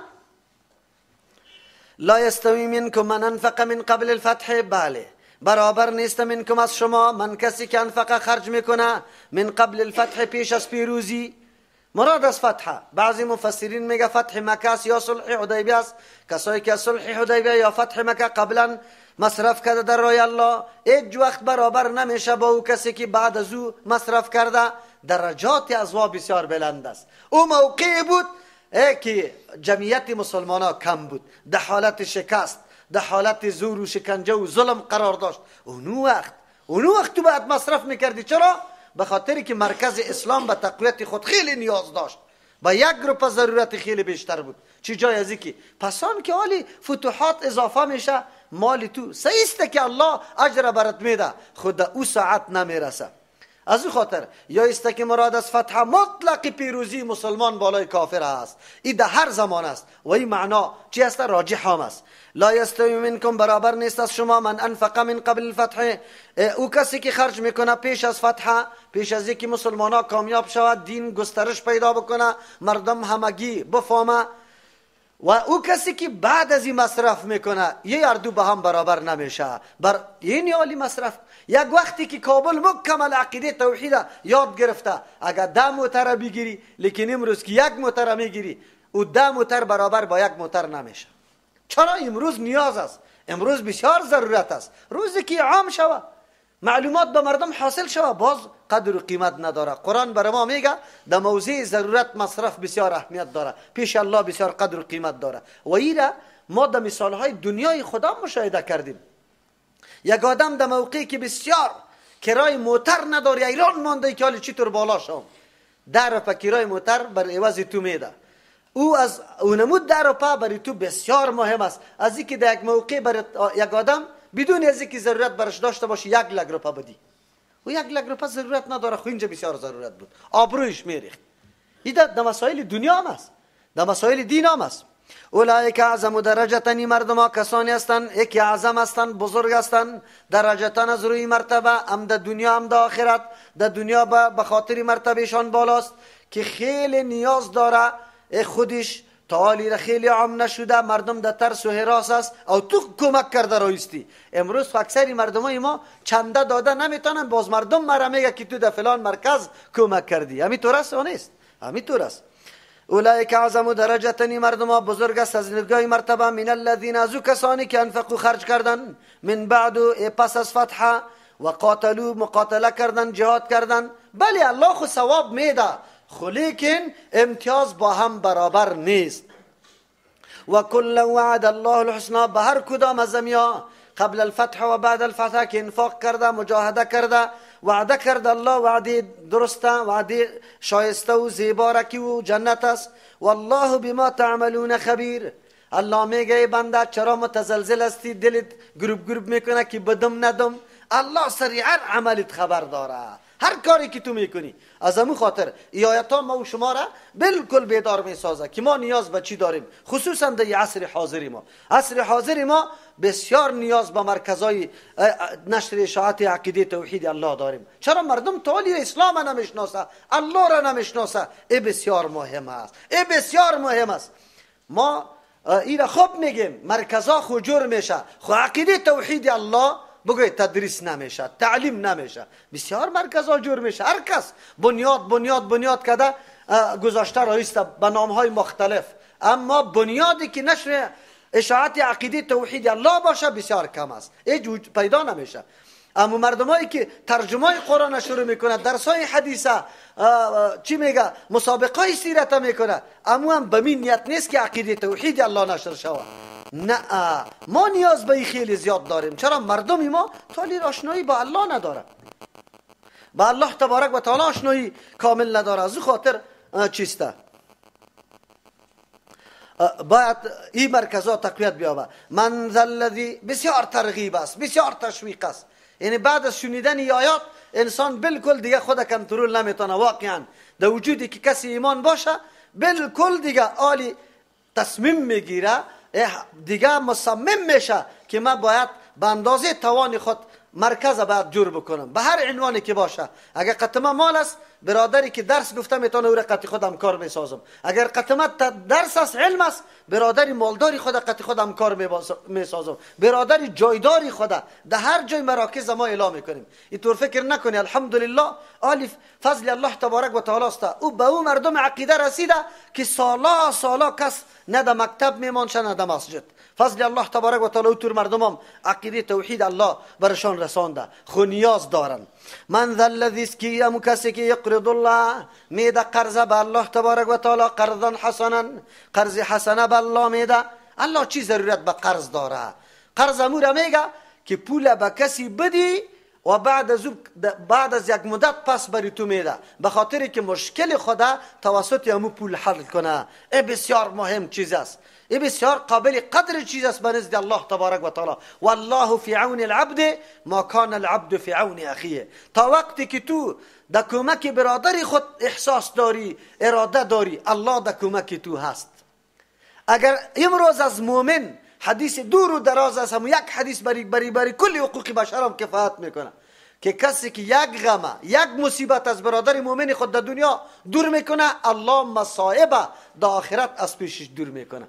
مصیبت آخرت در مقابل مصیبت دنیا که از برادر مؤمن دور میکنی، این توسط چی میشه؟ این همی قرض میشه. توی دم ایرا داره، مرده سر شده، سیلاب سرش آمده، زمینای شما کمل از بین برده، میوایش باران زده، خانهش چپه شده، زلزله آمده، مختلف حالت برش پیش شده و تو برای مدت پولی تبرش میدی. امروز این بدبختا علمای ناعلما، امو علمایی که واقعا مردم ترغیب نمیده، تشویق نمیده، معلومات نمیده، گروی را رواج کردن، این را من حیث یک معامله بیع و شرا واره. او مردم گروی پیسه قرض دادن است، خود در عوض ضمانت گرفتن است که پولی مرا امی آدم نگریزانه، امی چیز قطمه در ضمانت باشه. او را معامله جور کردن. معامله ایمانا که فایده است پیشش بگیره. خودش آنها میگه او از پول فایده میگیره. امو کسی که پول میگیره میگه که ما پول بگیریم و خانه خود بدیم و بعد از او سری پول کار کنیم. اینمی دروازه را برای سود باز کرده و این آدم سخت گناهگار است. چرا که راه های حلال دیگر الله برات مقرر کرده بود، تو را بسته کردی، راه سود بری خود باز کردی، دروازه سوده. اگر تو میگی که من پول ندارم، بگی از کسی مهارت کار داری، پول از دیگه کس باشه کار است، تو مضاربت کار کن. در دین اسلام مضاربت وجود داره. اگر کار داری که نه من پول کار دارم، قطع کسی شریکم نمیشم، بدی خانه تا اجاره، برای 5 سال اجاره بدی، پولش امیال دیست نقد بگی، با سری پول تو خود کار بکن. این کارا را نمیکنن. اونجا یا راه ها را جور کرده. این بدبخت علما باز یارا توجیهات مختلفه، راه های مختلفه تلاش دارن که بله این عمل براشان جایز بسازه. این مردم در روز قیامت این علما باز جواب میگه، حیله ها برش میسازه و میگه که به این سیستم اگر بکنی فایده بگیری، در گیروی پروا نداره. حالا که طور نیست. گرو برای ضمانت گرفتن است، اصل قرض دادن است. او در قرض دادن مطلب ثواب آخرت است، منافع دنیا نمی باشه. تو که به خاطر ثواب آخرت دادی، چرا منافع دنیا را فایده گرفته رایستی؟ این را قرض میگه. اینجا قرض حسنه به الله دادن. الله چی نیاز داره؟ از همون خاطر بعضی مفسرین میگه مراد این است که به یک فقیر مسکین بنده الله که کارش بند مانده تو بری از او قرض میدی، خو قرض حسنه الله اینی طور اجر برات میده. فیضاعفه، پس دوچند میسازه برش، مراد زیاد میسازه برش، لهو برای آدم دوچند نه زیاد، و لهو اجر کریم، به این طور آدم اجر است کریم، خیلی اجر عزتمندانه، اجر خیلی بزرگ کریم است به الله معلوم. یک دوم نه اصلی گب یقرض الله، قرض به الله میده. بله حقیقتا قرض به الله میده. قرض به الله چی را میگه؟ برای تقویت دین الله تبارک و تعالی سرمایه خود گذاشته، مدرسه را بنیادش نهاده، مسجد جور کرده، چاره جور کرده. این در حقیقت چی کرده؟ کمک به دین الله کرده. آن چیزی که مردم برش نیاز داشت. مردم شما نمیبینی و مردم ها دیوانه نشده که یک کتاب در مملکت عربستان چاپ کنه و تا اینجا روان بکنه؟ چقدر مصارف سرش میره. واره چرا روان میکنه؟ شما خبر دارید؟ و خو میگه که الله وعده کرده وله اجر کریم، برای از او اجر کریم است، زیاد میکنه الله. چرا؟ توسط از او عقیده یک انسان جور میشه، خدمت دین اسلام میشه. ما امروز در دست ما کتاب رسیده، به کسی دیگر نمیدیم که لا اقل مطالعه بکنه، از او فایده بگیره. شما ببینید آنیالی مسلمانی خدا خوب مقایسه کنیم، ما اونو مردم هستیم. همون چیز میایه از اونجا روان میشه، اینجا ذخیره میشه، قرنطین میشه، سالا و کتاب توزیع نمیشه. شما ببینید اگر به یک عالم همینطور کتاب آمده باشه و همین رقم قرنطین کرده باشه او اونجا به من نیت روان شده باشه، شما بگوی که یک لحظه تیر شدن سری کتاب چقدر جرم است. خب به خاطر خوفی چی؟ به خاطری که میترسن که حالی ما کتاب توزیع کنم مردم میگه که تو فلانیستی، نام سرش میمانه. نه، از الله بترس، از مخلوق الله نترس. ما کی ما چما می خدمت دین نمیتونیم، مسئله دین پټ کنیم که مردم خفه میشه، این توزیع نکنیم که مردم ما را این تو نام میمانه. خیر می دین چی مطلب داره؟ پیغمبران که آمدن بعد چیز نمیگفتن، چرا که مردم وره رقم تهمتا زدن، قرار خانی خود میشیشتن. باز افسوس است که همین مردم ها در سر منبر میبره ان العلماء ورثه الانبیاء، باز میگه تو بالله قسم وارث پیغمبر شدن؟ چپیلا خورده ای، بوکس خورده ای، در زندان برده شده ای، مردم برات کدام تهمت لگانده؟ تو خوقتی تمامی آن چیزی که مردم انجام میده هم نوا، قدم به قدم، شانه به شانه، در اسقاط تو شریک هستی، در ختم تو شریک هستی، در بدعات تو شریک هستی. کدام کاری بدعت است که تو انجام نمیدی؟ کدام وارثی پیغمبر چی کرده ای؟ امی علمی که تدریس میکنی به الله قسم که پول نباشه امیرم تو تدریس نمیکنی. او از طرف دولت نصاب است، تفسیر و حدیث داره، امورت چی میکنی؟ تدریس میکنی. اگر امین نباشه حتما ریاضی و اجتماعیات تدریس میکنی. خود تو ملا نمیفهمی ریاضی و اجتماعیات، مجبور هستی تفسیر و حدیث چی بکنی؟ تعلیم بدی. بس تو کدام وارثی پیغمبر هستی؟ پیغمبر چی کرده بود؟ پیغمبر بدعت‌ها را گذاشته بود، پیغمبر رسومات را گذاشته بود. در مقابل تیر نکردیم موشومات در سوره احزاب سنو را نکاح کردن که رسم جاهلیت از بین بره با شخصی پیغمبر که انواع اعتراضات و سر و صدا سرش آمده روی بود. ما تو چی کردیم؟ باز میگیم ما علما هستیم. عجیب است والله، الله رحم بکنه. شما باور به الله بکنه. بله قرآن از همون خاطر پشتی سر بر ما میگه که الله میزان روان کرده، میزان ترازو آن چیزی که معیار سنجش است که آدم خدا سرش طول کنه که چقدر ایمان دارم و چقدر مؤمن واقعی هستم. قرآن همون کتابی است که ما را طول میکنه که حالی ببینیم من ذا الذی، الله میگه کیست یقرض الله قرضا حسنا، که به الله قرض حسنه بده. ده الله قرض حسنه دادن در خدمت دین الله مصرف کردن مالت است، و قرض است، ضایع نیست. همینطور سر بلند اوجا در قیامت بلند شو بگو الله به خاطر رضای تو برای خدمت دینت محنت کردم، تکلیف کشیدم، مال پیدا کرده بودم، مصرف کردم. چرا یک مدرسه اینجا وجود نداره؟ والا مسلمانی که در افغانستان در هیچ جای نیست. خاک در سری توری مسلمانی، همین مسلمانی که یک مدرسه دینی دیده نمیشه، یک مرکز قرآن هنوزم تبلیغات کرده و بند کرده دیگه نمیونه. برو در پاکستان قدم میزنی یک کوچه در او سریشان مسجد است، در این سرام برو آبی گرم هر چیزش مهیا و برابر است. بیا در افغانستان تو یک مسجد پیدا کن که تو بری وضو بکنی، این مسجد است ترجمه میشه. چی میشه بگوی؟ ترجمه میشه. چقدر مردمای تجار دمی گرد و بر است. امی مشکلی وضوخانهش کلگی دیده. همینجا بسیار مردمایی که خیلی لوی هستن کلگی دیده. مشکل حل کرده تالی را؟ آبی چی پیدا نمیشه؟ بگوی آبی سرد پیدا نمیشه، گرم ما تیر. باز که بشینیم میگیم چیسته؟ اسلام افغانستان در هیچ جای نیست. عجیب اسلام است. برو در پاکستان اینالی تو بیبی مسجد ها را، تو بیبی مدرسه ها را، از کجا تمویل میشه؟ امریکا تمویل میکنه. آلمان تمویل میکنه، انگلیس تمویل میکنه، همین مردم است. چنده صندوقه کمانده یک روپا یک روپا انداخته میشه، اون مدرسه پیش میره. تو چی کردی؟ والا او تربیه میکنه، اونجا تربیه میکنه، کلگیر تروریست و انتحاری تربیه میکنه. بی غیرت تو اینجا مدرسه بساز که هیچ اونجا نروه، نه انتحاری شوه نه تروریست ده اصطلاح تو اینجا برش آماده کو. چرا نمیکنی؟ جرم مردم چیسته؟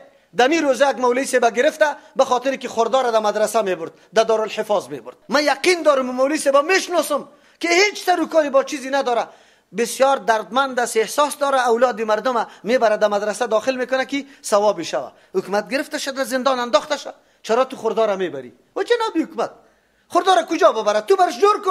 یک دانه دارالحفاظ تو را به الله قسم او جناب حکومت، تو یک دارالحفاظ داری که لیلیه داشته باشه، همونجا شب و روز اطفال مردم حفظ قرآن بکنه؟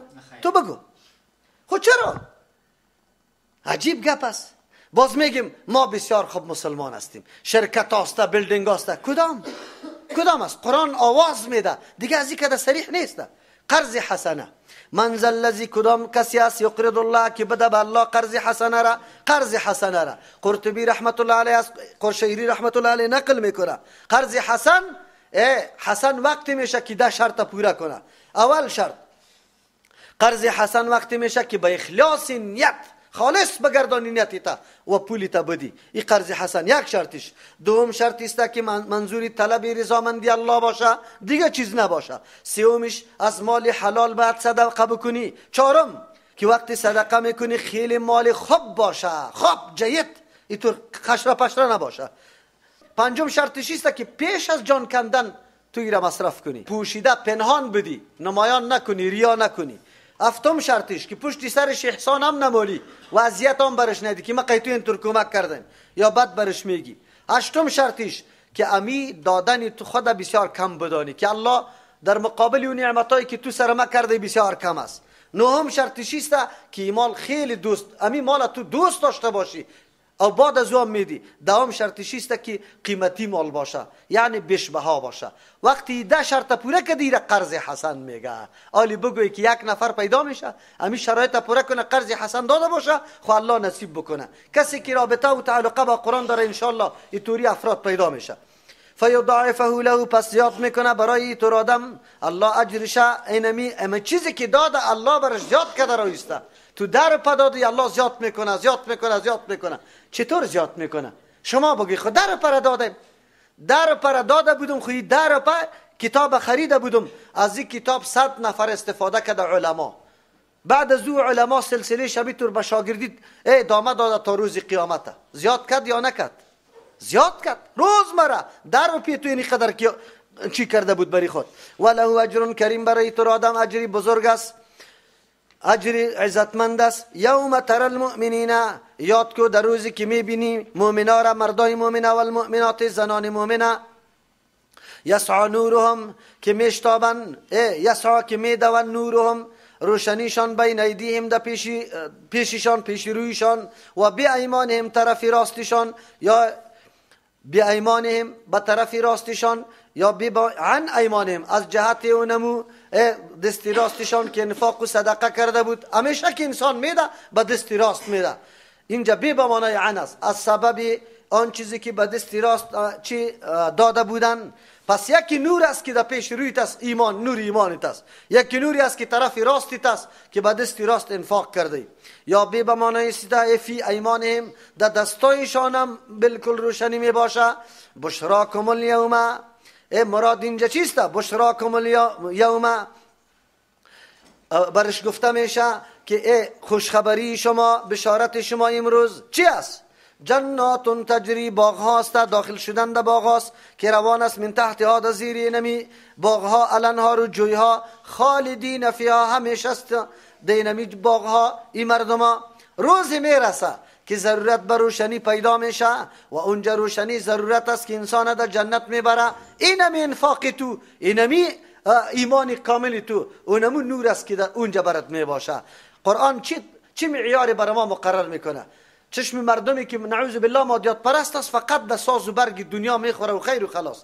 قرآن برات میگه که این انفاق توی تو عادی چیز نیست. در روز قیامت امین روشنی برات جور میشه که در دست خود میگیری و پیش روی روان است.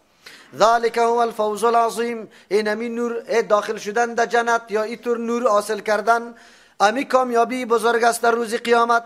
یوم یقول المنافقون، یاد کو در روزی که میگه مردای منافق و المنافقات و زنان منافق للذین آمنوا، برای کسانی که مؤمن هستند، انظرونا، نظری شفقت بالای ما بکنه، یک کمی دلسوزی سر ما داشته باشه. یک مانا انظرونا علی، انتظار شوه، انتظار شوه. منافقین مفسرین دو قول داره. بعضی منافقین یک کمکی روشنی برش داده میشه، فکر میکنه که روشنی دائم است، لیکن چند قدم که میره روشنی از بین میره. آل دیگه مومنان میبینه که روشنی قطعش است، دویدن است، رفتن است. منافقین چیغ میزنه که الله روشنی ما گل شد ما را بمانه که ما در روشنی شما برویم. این کم روشنی را به خاطر میده که در زبان اظهار ایمان در دنیا کرده بود، لیکن خودشان در قلب ایمان ناورده بودن، اون مستکی روشنیشان ادامه پیدا نکرد. و بعضی مفسرین میگن نه، از اول بری از یاد داده نمیشه نور. وقتی که مؤمنا را میبینه که روشنی قطعش است، یا صدا میکنه که برای ما انتظار شوه، انتظار شوه، انظرونا، انتظار شوه برای ما، یا نظری شفقت و دلسوزی بالای ما بکنه. نقتبس من نورکم، که ما روشنی بگیریم. اقتباس میگه که یک کسی آتش در داده، تو از او آتش بگیری بیایی بری خود اینجا چراغ دیگر در بدی. نقتبس من نورکم، که ما بگیریم از روشنی شما. قیل ارجعوا، گفته میشه بریشان، یا توسط امی مومنا یا توسط ملائک، باز بگردی وراکم، در عقبتان، پشت سرتان. روشنی اینجا گرفتن نمیشه، به کس دادن نمیشه، کس به کس انتظار نمیشه. بری در دنیا فالتمسوا، بجوی طلب کنی نورن، روشنی را. این روشنی از اونجا گرفته شده، ما از اونجا گرفتیم، شما هم برید. شما خود در اونجا که نور آمد هیچ کار نداشته، دعوت پیغمبر نعوذ بالله شک و تردد کرده. انوزا برخلاف ازی در ظاهر در زبانتان ایمان ظاهر میکده که از بعضی مزایای اسلام خو فایده بگیره، خو لیکن در دلتان نبود. چرا الله اینجا تعبیر به منافقین میکنه؟ الله رحم بکنه، بسیار سخت است. کسی که دعوای ایمان میکنه و ضرورت برای انفاق پیدا میشه و بعد از اون مصرف نمیکنه، ایمانی از این صادق است یا دروغ؟ تقاضای ایمانی بود که در این طور موقع اگر تو دستی تبند کرده، اسلام خراب کرده، در تخریب اسلام کمک کرده، حقیقت ایمان در وجودی تو نبود. بسیار آیت است، قمچینی سخت است که در فرق سر سرمایه‌دارا میخوره. امروز بسیار نیاز داریم. دنیای کفر 50 شبکه را برای اغوای مردم جور کرده. ما یک شبکه اسلامی واقعی نداریم که مردم دعوت به سوی دین بده. او خیلی نیاز و ضرورت برش است، او دعوای ایمان هم میکنیم. او را خب بگذار که از محنت دست خود پیدا کرده. اون مردمایی که امی خونی ملت، امی مال ملت در دستش است میگردانه، چی خدمتا کرده به اسلام؟ او ضرورت هم برش است، خیلی ضرورت برش است. دختر جوان و بچه جوان ما کدام طرف میره؟ چی مفکوره برشان درس داده میشه؟ در کدام طرف کشانده میشه؟ تلویزیونا به کدام طرف دعوت میده؟ به ستاره افغان. مسیج کو رای بده، یا خود خواننده شو یا رای به خواننده بده. عجیب گپ. ببینید یعنی حالات ماست، یعنی دعوت است. مردم ما چند روز بعد هندویسم اختیار میکنه. چرا؟ امو نمونه عبادت برشان میگه که شمع داغ کرده او در پیش بت استاد است.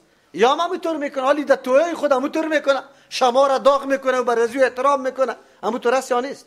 اسلام مکمل از بین میره. نیاز است، ضرورت مبرم است. از او خاطر الله اینجا بخش حالت منافقین بیان میکنه که کسانی که ایمانی واقعی داشت او ضرورت به مصرف مال پیدا شد برای اعلای کلمت الله، او تو مصرف نکردی، دعوای ایمان نکو برادر. این روشنی بری تو حاصل نمیشه. چرا؟ دعوای ایمان کردی خو ایمان واقعی نبود. فضرب بینهم بسور له باب، زده میشه، استاده کرده میشه در بین مؤمنا و منافقین، بسورین به یک دیوال، له بابون که برای او دیوال دروازه است، باطنه فیه الرحمت، در داخلی او دیوال در اونجا رحمت است، یعنی آسایش است، خوشحالی و راحت است. و ظاهره از طرف بیرونش من قبلی، یعنی در جانب بیرونش العذاب، عذاب می باشه. اینمی دیوال به نام اعراف هم یاد میکنه که یک طرف اصحاب اعراف هم که در مابین باقی مانده میباشه، او طرف سعی میکنه عذابایی که جهنمیا گرفتار است، او طرف نعمتای جنتیا را میگه، بازم طور میکنه که یا الله ما را از یا بگردان، ما را داخل جنت بکو. حالات خراب میبینه. کسایی که نیکی و بدیش با هم برابر شده اصحاب اعراف است. راجع قولم است و آخر الامر الله وارم داخل جنت میکنه. منافقین میمونه همینجا. ینادونهم، آوازا میده منافقین به مسلمانا، الم نکم معکم، آیا نبودم امرای شما؟ ما نبودیم در جماعت حاضر بودیم، در مسجد امرایتان، در غزوات و جنگا قطتان میرفتیم، تمامی واجبات دینی را ما انجام میدادیم. چرا؟ قالوا بلا، مومنا برای جوابش میگه یا ملائک برشان میگه چرا نه، بالکل شما قط ما هم نوا بودی، بالکل در مجلسای ما خب خدا چرب کده، خواب کالای سفید می پوشیده. ولکنکم فتنتم، لیکن شما در بلا افگندید، در مصیبت انداختی. یک مانا ولکنکم فتنتم، لیکن شما گمراه کردی نفسایتان. فتنه در شرک واقع شدن، در چی گمراهی واقع شدن. انفسکم، نفسایتان. و تربستم، شما انتظار میکردی بالای پیغمبر و مسلمانا که خیر نداره، اینمی جنگ مکملیات از بین میره، اینی حوادث و مصیبت ها را انتظار داشتی که سر مسلمان ها بیا. ورتبتم، شما شک کردی بالای توحید الله، بالای پیغمبری پیغمبر علیه السلام، بالای بعث بعد الموت. شک کردی به وعده هایی که الله به امر مسلمان ها کرده بود، یا در دنیا یا در آخرت. در اون مورد شما تردد آورده. و غرتکم الامانی، فریب داده بود شما را الامانی و آرزوهای طولانی که برو امروز نه سبا باز ایمان میارم، یا ایسته شما را غرتکم فریب داده بود الامانی و گپای دل خوش کننده خیالات. امانی چی را میگه؟ امانی آرزوها، خیال پلو که برش میگیم، پلو نیست خو خیالش داری، اینی را میگه. یک تعداد مردم همینطور خیال پلو هستن. خیال پلو کدام مردم است؟ الله لک بخش است، برو الله قدر تنگ نظر نیست، در نمازی ما ضرورت نداره، اینمی تو را تیر کده میره. اینمی ها را میگه خیال پلو میگه. دوم قسم خیال پلو کدام است؟ برو خودی ما او قدر عمل زیاد نداریم، باباهای ما بسیار مردای زور تیر شده، یا این مردم چی است؟ خیال پلو است. از خود بگو چی کرده ای؟ اینی را مردم میگه خیال پلو. چیستا؟ این مردم ها بودن که امانی میکردن. دیگه سوم مردم خیال پلو کدام است؟ امو مقلدین کر که به دلیل و سند پشتی گپای ملاها قصه گویا روان است، در تلویزیون ها مفتیای بی علم نشسته، امو گپا را در نظر میگیره. چی برشان میگه؟ میگه یک درهم در خواندن میلاد پیغمبر مصرف کنی، امرای کی در جنت هستی؟ ابوبکر رضی الله عنه. نه بس اینمی را واقعیت میدانه و پشت اینمی گشته رایستن. اینی مردم خیال پلو مردم هسته. او قرآن بر ما میگه حتی جاء امر الله، تا قیامت فرمانی الله، یا به مرگ شما یا به قیامت واقع شدن.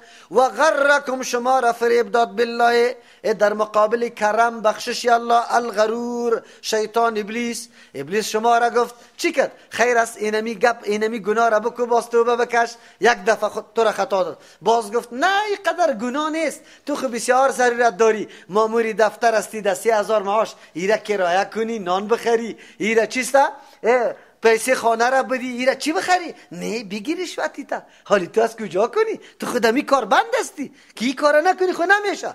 عجیب دسایس است. ملا صاحب میگه چی میگه؟ ابلیسی لعین او را سری کرم الله، برای الله تو را نمیگه امی 5 وقت نماز که میدی کم ثواب داره، حالی تو خدا در جنجال میپرتی. در جنجال خدا نپرتو.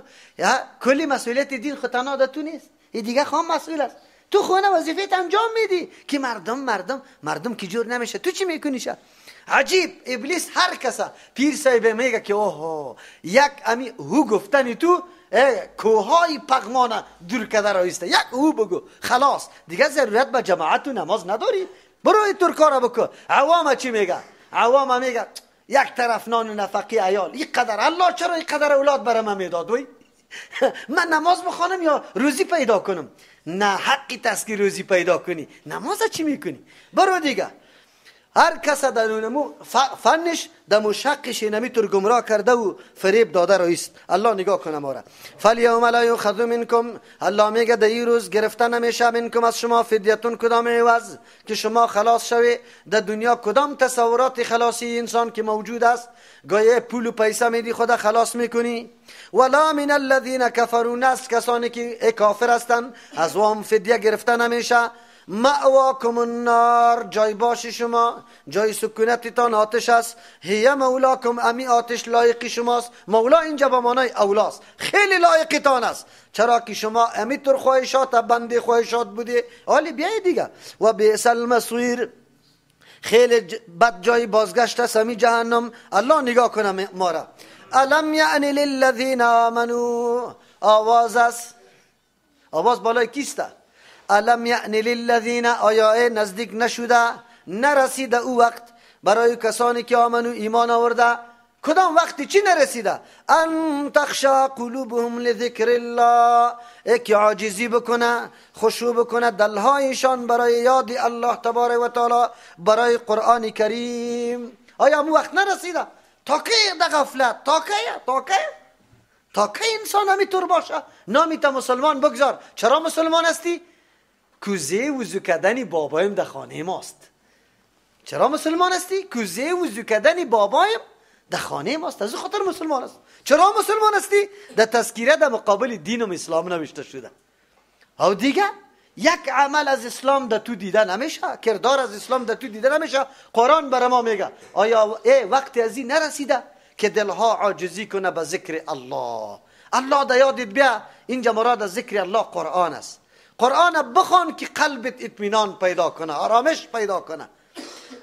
الم یعنی للذین، آیا نرسیده وقت برای کسانی که آمنو مؤمن هستند دعوای ایمان داره، ان تخشع، که عاجزی کنه مطیع و فرمان بردار شوه قلوبهم، دلهایشان لذکر الله، به دستورات قرآنی کریم که ذکر الله هست، یاد الله قطعی ازی میشه. نرسیده مو وقت؟ بالکل رسیده. بالکل آدم یک دم بیدار میکنه، بالکل موقعش رسیده. واقعا همونطور است. سابق که هر چی کردیم، اگر نماز را قضا کردیم، اگر خاکای قبر خوردیم، اگر رفتیم در بدعتا شریک شدیم، اگر مالای ما بیجا مصرف شد، اگر نعوذ بالله مستی کردیم، خوشایشی کردیم، کلش عالی. امروزی آیت بر ما میگه کلش یک طرف بگذار، عالی فقط منقاد به دستورات کی شویم؟ کتاب الله. او شد الحمدلله، بسیار شکر الله را بکشیم، خیلی زیاد. و ما نزل، عاجزی کنه اطاعت و فرمان برداری کنه به آن چیزی که نازل کرده الله من الحق، از او دینی که او آیینی که بالکل واقعیت داره، راست است. من الحق، احکامی که یقینا برای سعادت و نیکبختی ماست. برای از او عاجزی نکنیم، او را عمل نکنیم، خیر در کی بمانیم. ولا یکونوا کالذین، نشوی مؤمنا به مثل کسانی که اوتوا الکتاب، داده شده بود برشان کتاب، من قبل و پیش ازی. چی حالت سرش آمد؟ فطال علیهم الامد، دراز شد بالایشان زمانه یعنی عذاب الله نامد دمو موقعی که یا هر کار کردن نعمتای الله فراوان مسلسل می رسید، او یا نمو قسم ده گناه مبتلا بود. فقصد قلوبهم، گناه ده حدی رسید که دلهایشان مکمل سخت شد. حالی نه وعظ نه تقریر نه تذکیر هیچ چیز فایده نمیکنه. و کثیر منهم فاسقون، زیادتری از یا از دین، از چوکات دین برآمدن، زیادتری از یا فاسق شدن، برآمدن از محدوده دین. ابن کثیر رحمت الله علیه محقق بزرگی تفسیر نوشته میکنه، چی میگه؟ آیت ما را منع میکنه و ما را تنبیه و آگاهی میده. چی میده تنبیه و آگاهی؟ امتی پیغمبر علیه السلام که ای امتی پیغمبر، شما مثل اهل کتاب، مشرکین اهل کتاب نشوی، قطع از و مشابهت پیدا نکنی. در چی چیز؟ اهل کتاب یک کمی زمانه دعوت موسی علیه السلام که زیادتر شد، امی قسم اهل انجیل هم به مو سیستم بود، گرفتن تغییرات تبدلات در کتابای خود، در احکام کتابای خود آوردن، برای پیسه گرفتن. با آدمی غریب یک حکم بود، با آدمی پیسه دار دیگه حکم بود. امروز در محکمه ما امی گپ میبینی، کسی که پول و پیسه نداره حقی واجبش سوخته است، اصلا یا نیست؟ با کسی که پیسه داره نه محاکمه است، نه قانون است، نه بندی خانه است، نه پلیس پشتید میاد، هیچ کسی نیست. امروز امت دوچار اینمی گپ است. یکی ملاهای ما هر روز اگر تو غریب باشی اینی قدر چشم سرت میکشه که برای ما چرا پیسه مرا نمیدی، ماهی ما پوره شده. خو از سرمایه‌دار 10 ماه باقی مونده کج بررسی نمیکنه، جیجی کده گفته رایسته. فهمیدی؟ نه، حقی خدا مطالبه کرده نمیتونه. خو تغییر دادن در کتابای خود اونجا فرق کردن. بعد از اینکه یک مدت تیر شد بازه دکانداریشان خوب برقرار شد، کتاب در پشت سر انداخته شد. بلکه کتاب برای هدایت مردم آمده بود، حال کتابی تعویض است. پیش هر جادوگر که میره قرآن پس میکنه براتون، میکنه نمیکنه، هر رسم نوشته میکنه. خیرت است. این تعویض برات میده، این اینطور کو، این اینطور دود کو، این اینطور بخو. قرآن برای بنی خاطر آمده. کسی یک سند بکشه که پیغمبر یا صحابی نشسته و مردم برش مراجعه کنه که تعویض بده، یک نفر ثابت کنه. عجیب است. این مردمایی که میره چیسته دا بیا ببین دمو برنامهش، اونجا از پیش سوال میکنه که رواست یا ناروا. نه، اول سوال از پیش بکن که توی کار میکنی پیغمبر کرده یا نه، صحابی کرده یا نه. فقط از پیش سوال بکن و بعد از اعلان کنه که یک عالم دفاع امی بدبخت بکنه، امی جادوگره. کسی پیدا شو بگوید که بله هست. کجاست؟ مردم در بدر است. این کتاب الله را چی جور کردن؟ یهود و نصارا همین قسم کتابای خدا جور کرده بودن، فقط برای کسب دنیا، برای ذریعه دنیا جور کرده بود. بعد از او ابن کثیر رحمت الله علیه میگه پشت سر انداختن. در سوره بقره ما شما خواندیم کتاب متاب دیگه اونجا انداخته شد، در پشت سر دیگه در کتاب کس توجه نمیکرد، پشت دنیا شدن. در سرحدی رسید که قلبا محکم شد. آلی نه وعظ سرش تاثیر داره، نه تقریر سرش تاثیر داره، هیچ چیز تاثیر نداره. الله میگه ای امتی پیغمبر شما مثل اهل کتاب نشوید. قرآن براتان آمده، آیا امو وقت نرسیده که به قرآن شما رجوع بکنی، تابعداری کتاب الله را بکنی، دلتان نرم به کتاب الله شوه، مطمئن به کتاب الله شوه؟ بازم شما کتاب الله را در تاقا مانده در سری کندوا پشت سر انداخته؟ یا بعضی تان که ملاست این ذریعه دکانداری خود جور کرده، تعویض داده رایسته. قاریتان فقط در رمضان دیگه وقت الله 2 آیت تلاوت نمیکنه، برای رمضان گردان خود پخته میکنه که 40,000 افغانی در مسجد خیرخانه برام چیسته در 1 ماه داده میشه. این کتاب کدام قسم جفا نیست که با قرآن ما انجام ندادیم؟ امروز می گپا وجود داره یا نه؟ قرآن ما را منع میکنه لیکن فعلا وجود داره. قرآن فقط کتاب، کدام کتاب است نمیفهمیم. قلبای مردم محکم شده یا محکم نشده؟ چقدر محکم شده؟ دشمنی با سنت رسول الله، اعتراض بالای سنت رسول الله، اعتراض بالای ترجمه قرآن، اعتراض بالای عقیده توحید الله. اگر تو تقریبش میکنی هیچ گپی نیست، هیچ کار نمیکنه. فقست قلوبهم.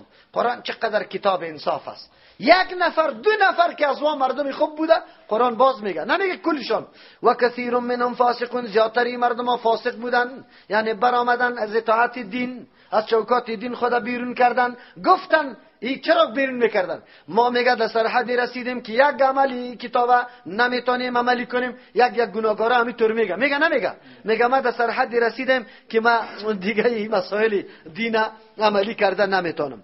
الله چی میگه؟ اعلموا ان الله، بدانه مردم اگر شما در هر مرحله قرار داره ناامید و مایوس از رحمت الله نباشه، قرآن اینطور کتاب فکر نکنه که پس آدم از زنده نمیکنه. نمیبینی باران چه قسم زمینی خشک پس زنده تر و تازه میکنه؟ قرآن هم در قلب مسلمان.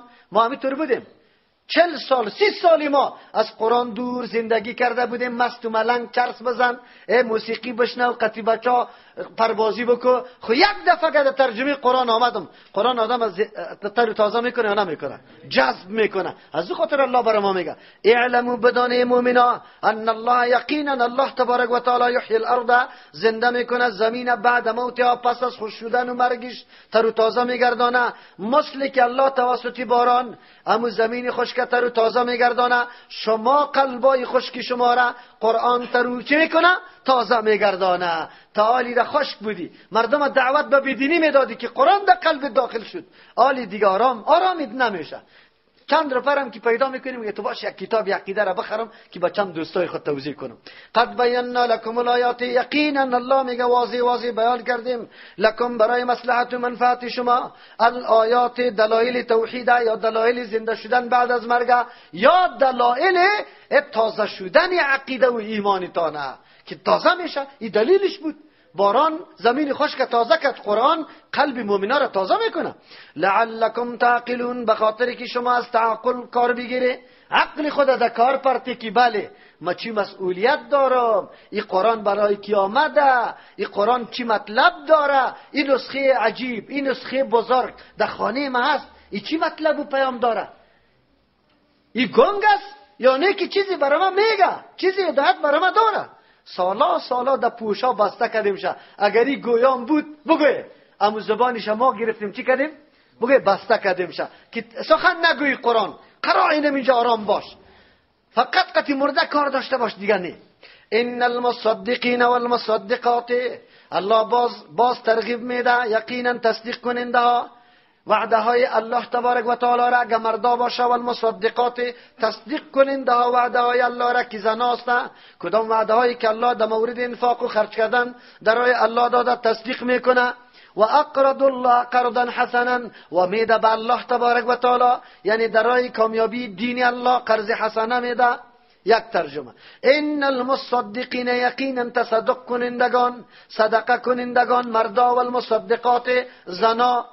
میگه که این موقع و میدان این نیست که تو مرد هستی تو زن هستی، گپ از است که مسابقه است کی پیش میشه، کی تصدق میکنه. اینجا مراد است تصدق تنها مال نیست، تصدق قوت است، تصدق علم است، هر چیزی که یاد داری در توانیت است مصرف کو. الله اموار یاد میکنه. معلوم شد که در این میدان فرق در بین مرد و زن نیست، گپ از است که کی سبقت میکنه، کی اول نمره میشه.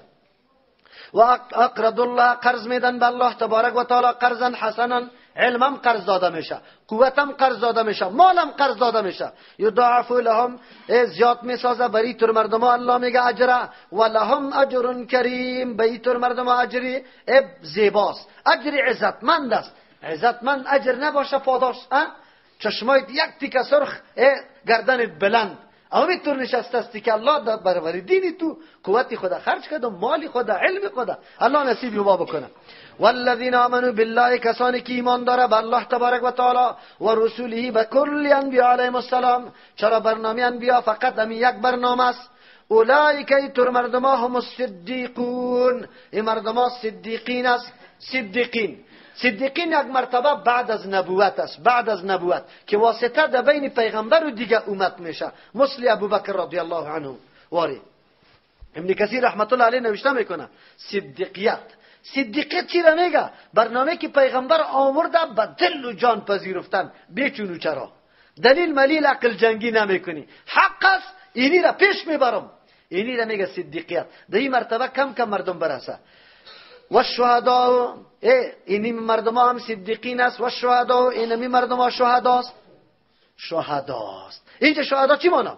کسانی هستند که واقعا گواهی به توحید و به برنامه کلی انبیاء علیهم السلام داره. اینمی مردم ها که اینمی رقم کارا میکنه، یقینا نموتور است. یک مانا. و شهدا این مردم هست که شاهدی میده به بعث بعد الموت که باز زنده شدن هست. ما مورد سوال قرار میگیریم، از او خاطر مسئولیت شناس است. روز خود هدر تیر نمیکنه، تلاش میکنه که دعوت بده برای دین. و شهدا سیوم معنایش همی خودی دعوت دادن است. و شهدا که بیان میکنه و دعوت میده، اینمی مردم ها که ایمان به الله و به تمام برنامه پیغمبرها داره. برنامه پیغمبرها برشان معلوم است. ایمان به برنامه پیغمبر چی مانا؟ خوب یقین داره، خوب تصدیق میکنه، باور داره که برنامه پیغمبرها دعوت بود، خدمت دین الله بود، دعوت به سوی عقیده توحید بود. اینمی مردم صدیقین است، اینمی مردم شهدا هستند. عند ربهم، به نزد پروردگارشان، به نزد پروردگار صدیق و شهدا اینی مردم هاست که همین وظیفه را پیش میبره. یک ترجمه است.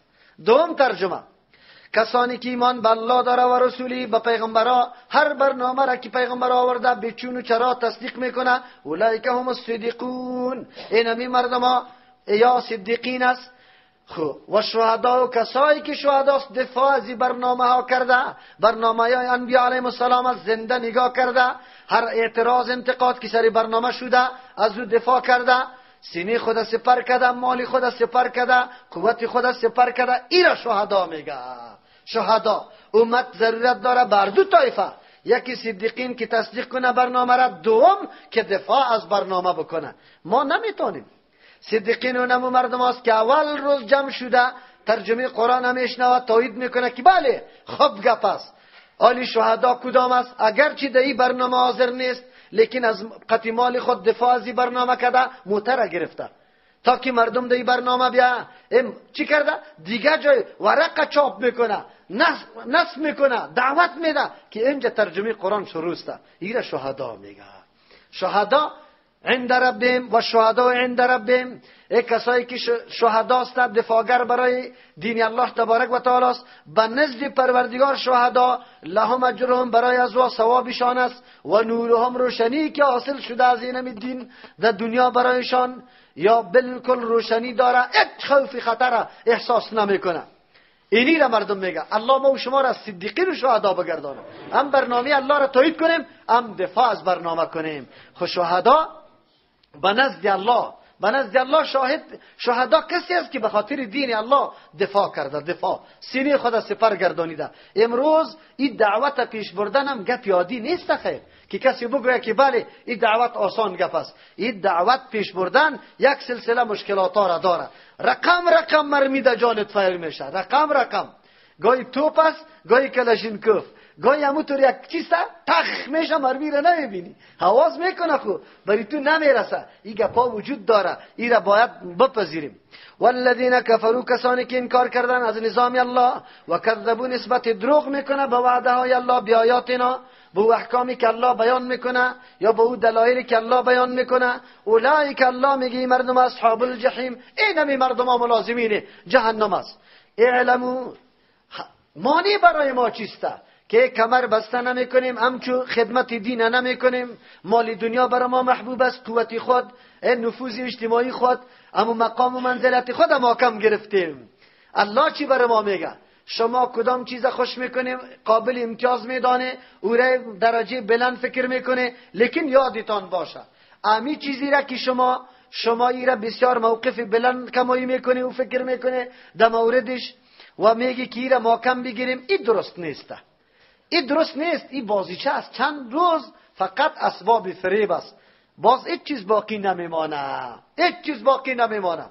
اصل مقام و منزلت و نزد الله است که از دین الله تو دفاع کنی، مال قوت مصرف کنی، سری دنیا نناز. این دنیا چند روز است، چقدر به مراحل خیلی زیبا را برای ما بیان میکنه. زندگی دنیا چی است، عمر انسانی چقدر مفاد گرفته، قرآن میگه اعلموا، بدانه انما الحیات الدنیا، یقینا زندگی دنیا، لعب، اسبابی بازیچه است که خدا خوش میسازی توسط از او. انسان که طفل باشه، نو طفل، آلی تو یک کمی رفتن میکنی، دست مستید کار میکنه، هر چیزا اسباب دنیا را اسبابی چی میدانی؟ کلش برای بگوی بازی، سری هر چیز بازی میکنی نمیکنی، اسباب لعب است. این داول عمرت است. و لهون، بعد از اینکه یک کمی کلان شوی، این اسباب مشغله جور میکنی، اسباب مشغولتیا که فقط تماشا کنی، منظره کنی و تو را مصروف بسازه. اما تو راست یک کمی که طفل بیرون رو شو، با سعی میکنی که امی کلی اسباب دنیا برش چی معلوم میشه، فقط خود قطعش مصروف کن. و زینتون، حالی که جوان شدی، یک کمی سن بلوغ میرسی، فقط امی کلی عمرت چی است؟ آرایش کردن است، زیبایی را خوش داری. اسباب دنیا را یک دم اسباب تجمل میدانی، آینه دا آینه برابر میکنی، شانه میکنی، شامپو میزنی، مویکای توری میکنی که خواب سعی میکنی که حل امی جوانی دمی حالت تیر میشه. و تفاخرم بینکم، که یکمی سنتان پخته شوه، باز آلی بلدنگ جور کرده ای، موتر داری در زیر پایت، آلی دیگه اسباب فخر است. غم در پیش کسی استاد میکنی، دروازه را پس میکنی، حالی بادیگارد است، حالی اینه میگه پاسته، یا اسباب تفاخر است. یکی بالای دیگه فخر میکنه، دیگهش میگه من این تو معاش دارم، دیگهش میگه این تو بیلدینگ دارم، این تو وظیفه دارم. باز چی میگه؟ خیلی مصروف هستم، خیلی خب. و تکاثر فی الاموال، باز بعد از او زیادت طلبی است فی الاموال در مالا و الاولاد در اولادا. این در سن پیری رسیده. در سن پیری که آدم برسه حریص میشه، خصوصا که حج هم نکرده باشه. خوب است که حج کرد، باز دیگه سعی میکنی باز دیگه یک دقیقه آرام نمیشینه. بچهای خود پیغور داده رایسته که بچهای فلانی اینطور که شما اینه چی کنم؟ ترجمه قرآن برای من پیسه بیار. نه فقط مردم هستی او درزادای تسایی که بلدنگ خانه خریده، موتر خریده، تو شما چی کرده؟ 10 نفر خورده رایستی اینجا رقم تعنه ها را براتان. حریص است که پرزان نکن. نمیگه که الحمدلله اولاد من خود ترجمه قرآن میکنه، بعد از ترجمه قرآن دست بالا برای من میکنه که الله پدری مرا بخشش. این گپا در نظرش نیست، فقط همین مادیات دنیاست. کدام اولاد به پدر و مادر بسیار دوست است؟ میفهمی؟ کسی که پول جان زیاد میاره. همون درست یا نه؟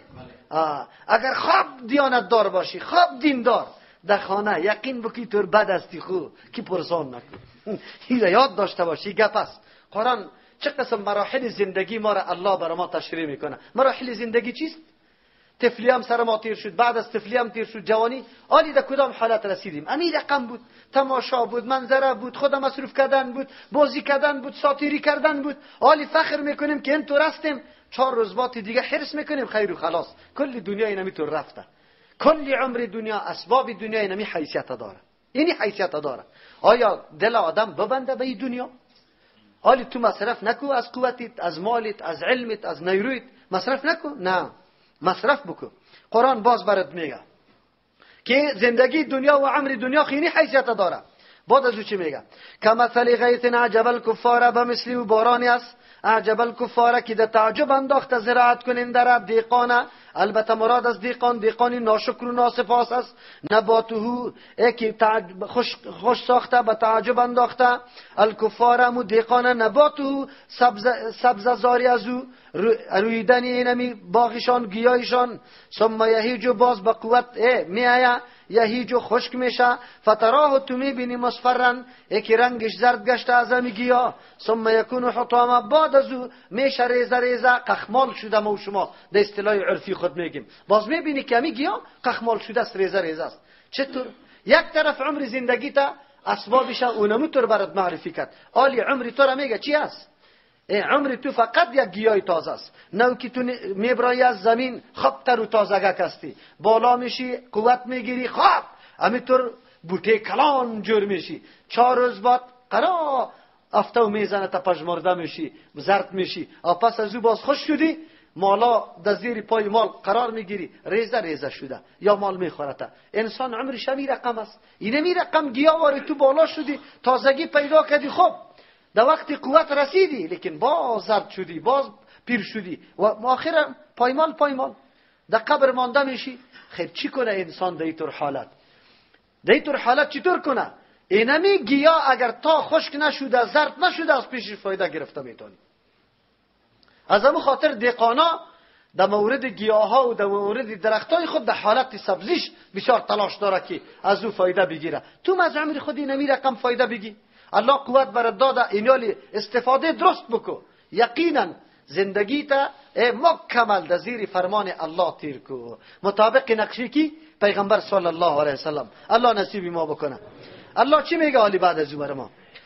و فی الاخرت عذاب شدید، بله در آخرت عذاب سخت است. کسانی که همین دنیا را اصلی مطلب خود جور کرده بود، کل دنیا را ضایع کرد، آخریش پایمال شده، چیزی برای خود برابر نکرد. و مغفرت در آخرت بخشش است من الله، از جانب الله تبارک و تعالی، و رضوان رضامندی الله هم است.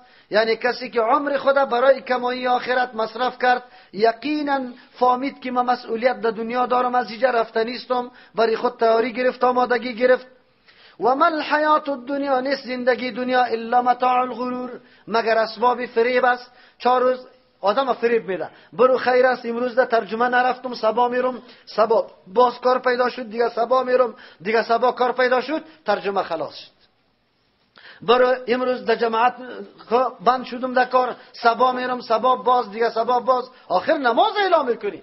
زندگی دنیا اینمی رقم تیر میشه، مثل که تا اینمی ساعت از ما و شما تیر شده. چقدر تیر شده و چقدر برداشت داریم برای خود، چقدر کمایی کردیم، چقدر اعمال نیک انجام دادیم، چقدر عقیده صحیح داشتیم، چقدر خدمت ها کردیم برای دین. اینو باید هر کس در نظر خود بگیره. سابقوا الی مغفرت من ربکم، وقتی که معامله دنیا به این سیستم است، الله بر ما فرمان میده سابقوا، پیش شوی الی مغفرت، بسوی مغفرت، بسوی بخشش. یعنی توبه کنی اگر در کدام عملی ناشایسته دوچار هستی تعالی را، اگر تو تعالی را به یک راه غلط روان هستی، عقیده درست نداری، شما عالی پیش دستی کنی به سوی مغفرت، بخشش الله، توبه کنی که الله سابقایتان بخشش کنه من ربکم، که از جانب پروردگارتان است. اسباب غرور، اسباب فریب دور کنی از خود، نگویی که این طور است اون طور است. و جنت، پیش شوی به سوی جنت، اعمالی را انجام بده که او سبب دخول جنت میشه، که در رأس از او چی بود؟ عقیده توحید الله و انفاق بود. اما عقیده ایمانی کامل و انفاق. عرضها که عرض السماء، شما در اینمی قدر دنیا خیلی ناز میکنه، بعضی تان میگه اینی قدر جریب زمین دارم، دیگه تان میگه ولی ما در اینی قدر جریب زمین است، دیگه تان میگه که ما اینی قدر پاچایی و وسعتی پاچایی دارم، این فلان ولایت در زیر دستم است. الله برات میگه این خیلی موقت است. شما به جنت پیشوی عرضها که عرضی از او که در مقابل طول است، که عرض السماء و الارض، به مثل چیست پهنی آسمان ها و زمین است. عرض که برابر آسمان و زمین است، طول چی قدر است؟ او جنت الله تبارک و تعالی برات میده. کدام پاچایی، چقدر مساحت، چقدر ملکیت، چقدر اختیارات الله برات میده. یک ترجمه. دوم، عرض و وسعت از او، اینجا پهنی معنا نیست. فراخی نمی جنت به مثل فراخی آسمان ها و زمین است، یا دلالت بالای گسترش امی چیستا مقام و منزلت توستا. سوم ترجمه، و جنت عرضها، عرض ارزش میگه، قیمت میگه، یکی قیمت از او به مثل قیمت آسمان ها و زمین است. کل آسمان و زمین یک جای کنی عوض بدی، قیمت جنت پر کرده نمیتونی. اعدت للذین آمنوا، برای کی تیار شده؟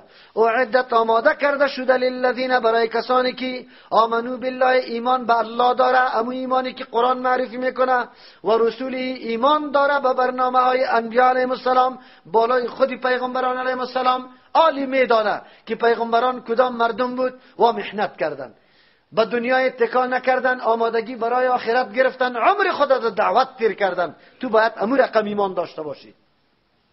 ذالک، این همی جنت که با فضل و مرحمت الله بری انسان حاصل میشه. فضل الله، احسان الله، اصل جنت بر رحم الله بری آدم حاصل میشه. یوتی که مید الله من کسی را یشاو، که بخواه الله در جمله ما یشام و شمارم داخل بسازه. والله ذو الفضل العظیم، الله صاحب احسان بزرگ است. ما اصاب من مصیبت، بعضی مردمان مالی خودم مصرف نمیکنن، میگه برادر این دنیا خیلی چیستا بد است، روز تا روز شر زیاد شده میره، بدبختی زیاد شده میره. باز چی میگه؟ حالات افغانستان بسیار ناگوار است، از او خاطر مال مصرف نکو، برای مصیبت ها و برای قحطی و برای زلزله و برای حوادث بگذار. الله میگه دوری خود، الله از پیش نوشته که کدام مصیبتی که تو میگی این مال قطعی مال دفع کرده نمیتونی. الله کی نوشته کرده برات میرسه، برات میرسه یا نمیرسه؟ الله کی مرگ نوشته کرده، مرضی سرطان در جان دوچار شده که آلمان هم بزنی نمیتونی که تو را پس بگردانی. در تقدیر عقیده داری یا نه؟ ما اصاب من مصیبت، آن چیزی که میرسه از تکلیف مصیبت، آن چیزی که سبب غم و رنج مومن میشه، فی الارض، در روی زمین، که قحطی است، قیمتی است، زلزله، سیل، بگوی خرابی مال. ولا فی انفسکم، نمیرسه مصیبت در نفسایتان که مریضی است، فقر است، نعوذ بالله، مردن اولاد و اقارب و گپاست.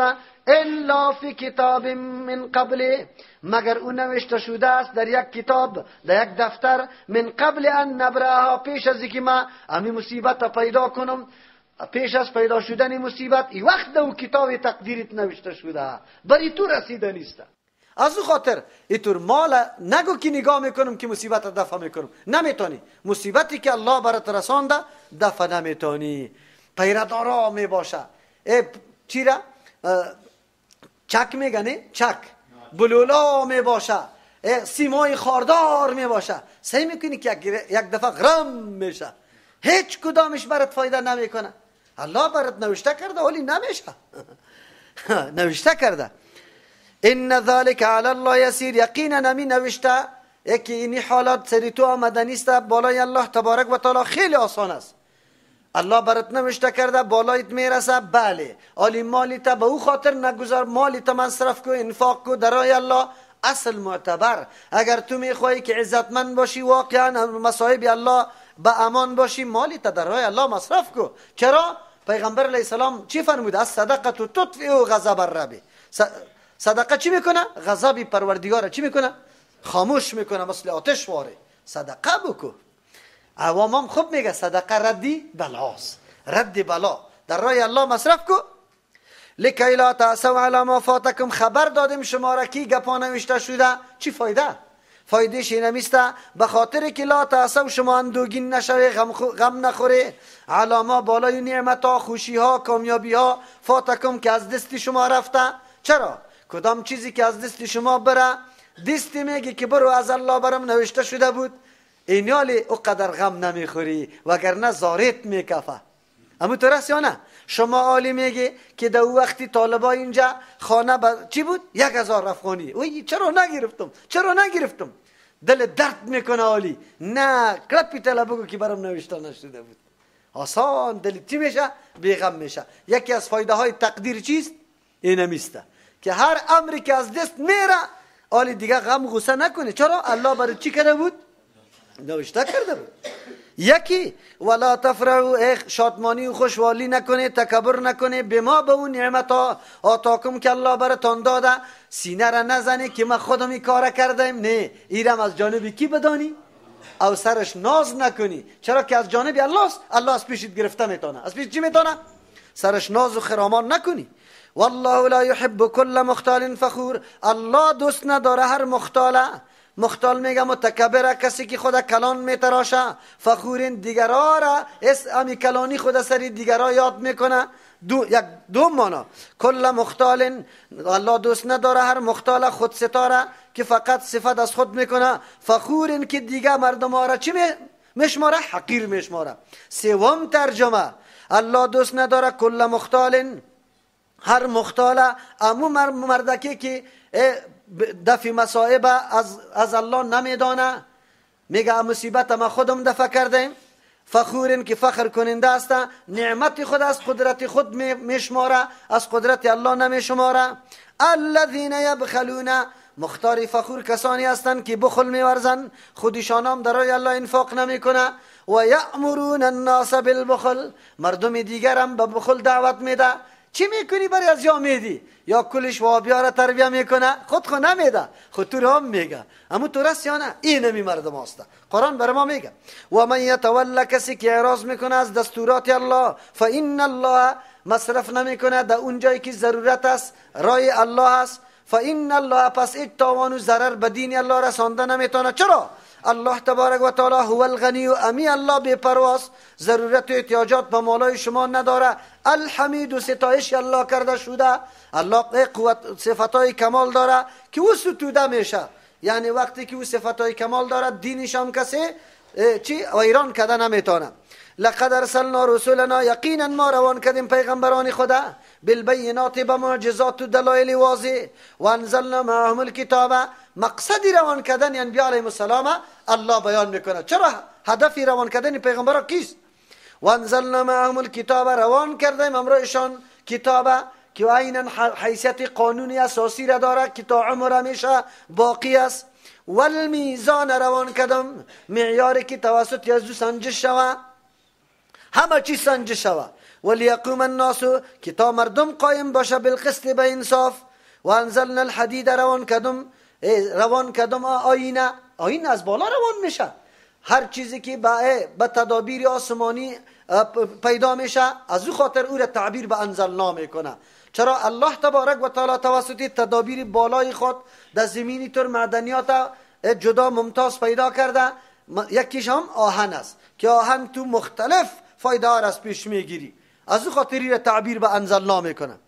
یک وانزلنا الحدید روان کدم آیین فیه که دو باسون یعنی اسباب جنگ است و شدید سخت و منافع منفعتای زیاد است للناس برای مردم میگه ترا مسلمان نه ولی یعلم الله و دیگر که خوب بدانن که یقینا الله من ینصره کسی که نصرت میکنه با دین الله و رسوله با امرای پیغمبران الله یعنی در دعوت پیغمبران نصرت میکنه بالغیب در غیاب در حالی که الله را ندیده ان الله یقینا الله تبارک و تعالی قوی زبردست ذات است تواناست عزیزون هر اراده را که الله بکنه نافذ شده نیست شکست ناپذیر است کسی مانع شده نمیتونه هدف قرآن کریم الله بیان میکنه هدف انبیا علیهم السلام که انبیا را روان کردم همراه کتاب و همراه میزان سه چیزا میگه بله همراه هر پیغمبر کتاب است که من حیث قانون برنامه زندگی برای کل امتی همو پیغمبر است معلوم شد که ما برنامه زندگی داریم قانون اساسی داریم یکی میزان اگر چی ترازو را میگه که تبادله اجناس با هم مساوی میسازه قطع از او برابریش معلوم میشه اینجا مراد از میزان هر آن چیزی که توسط از او حق و باطل سنجیده میشه خوب و خراب سنجیده میشه یعنی معیار سنجش هم روان کرده ایم معلوم از او خاطر مفسرین بعضی میگه که میزان صفت دیگه کتاب است ما روان کردیم کتابه که حیثیت میزان داره حیثیت آله سنجش داره با این قرآن کریم آدم طول میکنه همه چیزا را که آیا برابر است یا نیست همه چیزا با قرآن طول میشه ایمان آدم عدم ایمان آدم انفاق آدم همه تقوای آدم ارزش آدم کرامت آدم کلش با قرآن چی میشه طول میشه ببین که حالی تو قرآن که کدام کرامت داره تو همو کرامت داری یا نه کدام صفتی که برای مؤمنان ذکر کرده در تو وجود داره یا نه امو شرایطی که برای جنت ذکر کرده و در تو موجود است یا نه حالی تو خدا در کدام فرقه داخل هستی قرآن پیش کو در قرآن خدا پیش کو اینی معیار سنجشی توسته نظریات هم توسط قرآن سنجش میشه که کدام نظریه خیلی عالی است یک مردم دنیا را ترجیح میده یک مردم آخرت را ترجیح میده یک مردم رفاه و آسایش و راحت خوش داره یک مردم در مصیبت و تکلیف دعوت دین الله را خوش داره در قرآن باید مراجعه کنه که قرآن کدام طایفه را ارزش داده اینجا برای ما میگه بعد از او چی میگه لیقوم الناس بالقسط نمیگه که پیغمبران یارا برابر کنه پیغمبران دعوت داده عالی مردم برابر میشه یا نمیشه برابر خودشان شوه لیقوم الناس که قائم باشن امی مردم بالقسط به انصاف مردم در سرحد برسه که دیگه انصاف حاکمیت داشته باشه سرشان هیچ نوع تجاوز هیچ نوع انحراف نه در وجود خود نه در بالای دیگرها داشته باشه نه در عقیده انحراف داشته باشه و نه در عمل لیقوم الناس که مردم بالکل قائم باشه بالانصاف بمو انصاف در عقیده در عمل در عبادت در فرهنگ در اقتصاد در سیاست در همه چیز به انصاف قائم باشه معلوم شد که دعوت انبیاء علیهم السلام غرضش است که مردم دمو پیمانه برسه که مردم دیگه بالکل استوار به عدالت باشه علی هر فیصله را به عدالت میکنه از همون خاطر است که پیغمبر علیه السلام محنت زیاد کشید و صحابه را واقعا دمو معیار رساند که بالکل به انصاف استاد بود حقی کسی را تجاوز نمی حتی در حین جنگ هم ادناترین تجاوز از پیششان نمیشود اینی را میگه نظریه دادن ما آمدن قرآن به می خاطر است اگری درسای قرآن عام شود مردم مسئولیت خود میشناسه حق دیگران را میشناسه بعد از او همه فیصله هایش استوار به انصاف و عدالت است اینی مقصد قرآن است که انبیاء علیهم السلام قطع خود کتاب آورده بعد از او میشه اصل خو مردم توسط درس قرآن و تعلیم قرآن جور میشه خو یک تا مردمای سرکش پیدا میشه یک تا مردمای هستن که با قرآن مران اصلاح نمیشه عالی ضرورت به این است یک نیروی دیگه باید باشه که طور مردما را سرزنش کنه او را در راه بیاره او نموره میگه که چیسته وانزلنا الحدید ما آیین روان کردیم قرآن 1400 سال پیش گفته بود که آیین روان کردیم هر قدر وسایل جنگی که جور میشه بدون آیین امکان نداره که در سر برسه حتما از او استفاده آیین دو میشه یک بعد از او قرآن برای ما میگه نه تنها که آل جنگ است امی آهن الله پیدا کرده بلکه و منافع للناس منفعت است برای مردم امروز که هر قدر صنعت پیشرفته شده هر قدر وسایل در دنیا میبینه حتما حصه آیین قطعه است حسی آیین قطعش وجود داره. یعنی آیین اینقدر چیزی چی بوده؟ مفید بوده. از همون خاطر است که حال دنیا تلاش میکنه که در افغانستان خدا برسانه. چرا؟ افغانستان آیین خیلی غنی داره، لیکن کسی نیست که ایره حالی بکشه و از مورد استفاده قرار بده. ولیعلم الله من ینصره، و دیگه که بدانن مقصدی روان کردن انبیاء علیهم السلام امرای کتاب و میزان به این خاطر است که مردم آشنا شوه، بالکل معلومات برشان حاصل شوه، عالم بگرده. عالم چی رقم عالم بگرده؟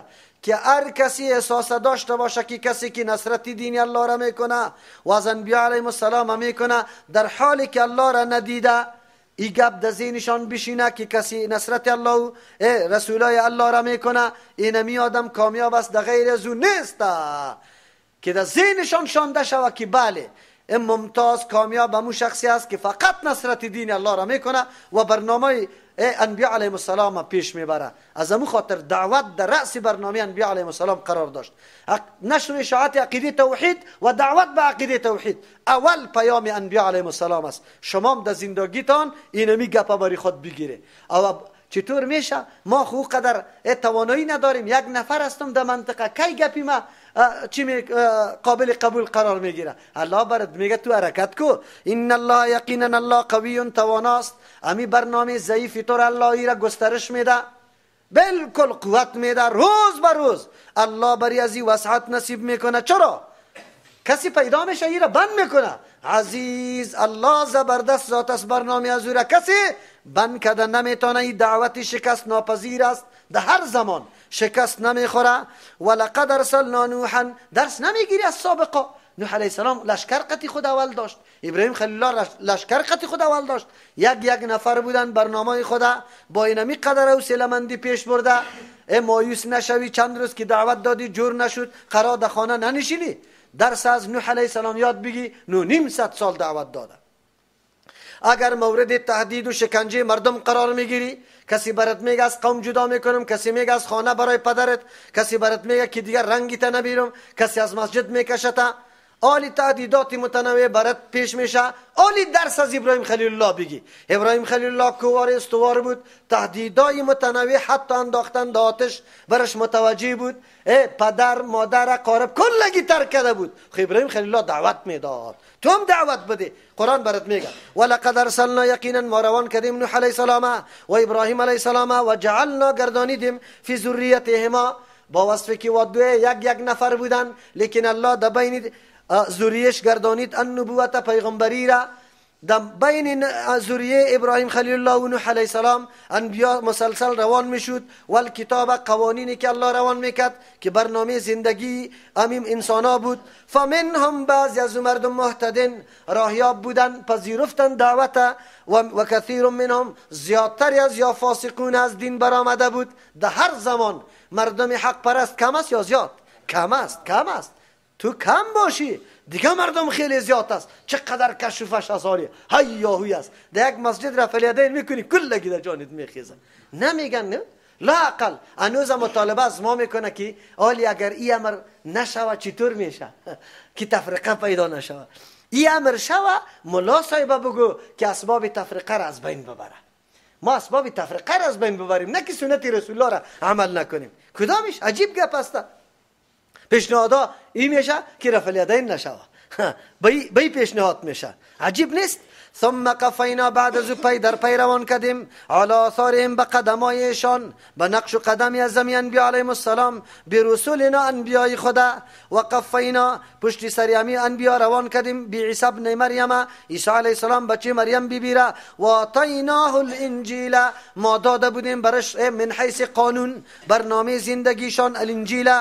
و جعلنا فی قلوب الذین اتبعوه، ما گردانیده بودیم در دلهای کسانی که تابعداری عیسی علیه السلام کرده بودند. 3 طایفه رأفتن، طور مردمایی بودند که نرم دل بودند.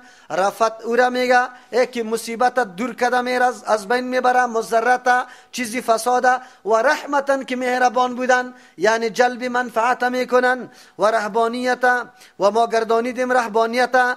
ابتدعوها، که یا پیدا کردن، نو پیدا کردن، ما کتبنا، ما فرض نکرده بودیم رهبانیت علیهم بالایشان، الا ابتغاء رضوان الله، مگر به خاطر طلب رضامندی الله. فما رعوها رعایتی، امی رهبانیت نکردن حق رعایتها، به حق رعایتش، امو رقم که مناسب بود امو رقم باید انجام میدادن. اینی طور حالات آمد. قرآن کریم میگه تابعدارای عیسی علیه السلام کسایی که دین پذیرفته 3 طایفه شده. عبدالله بن مسعود رضی الله عنه یک حدیث هم نقل میکنه، اگرچه حدیث ضعیف است لیکن تاییدش توسط دیگه آثار شده. از همون خاطر تابعدارای عیسی علیه السلام 3 طایفه بود. یک طایفه زمانی که فساد و شرک شروع شد، پادشاهای ظالم مردم دعوت به شرک میداد، یک طایفه خیست مقابله را شروع کرد جهاد. یک دوم طایفه خیست و گفتن نه مردم جهاد نمیکرد مقابله، خب مردم چی میکرد؟ دعوت میداد که بیای توحید خوب است، توحید خوب است. سوم طایفه میگه زوری ما قطعی از آن نمیرسه، رفتن در کوه در غارا نشستن، امو دین عیسی علیه السلام قطعی خود نگاه کردن. الله تبارک و تعالی میگه او 3 طایفه را اینجا بر ما یاد میکنه که هر 3 طایفه های نجات یابنده بودن، اگرچه در افضلیت و در درجه بین خود تفاوت داشتن مرتبهشان. چرا؟ کسایی که مجاهدین بود و اول نمبر بود و سابقون بود دیگه. کسانی که امر بالمعروف میکرد بگوی معزی مردم به نیکی ها دعوت میداد، این دوم نمبر بود. سوم نمبر کسایی بود بگوی که رفته بود در غارا.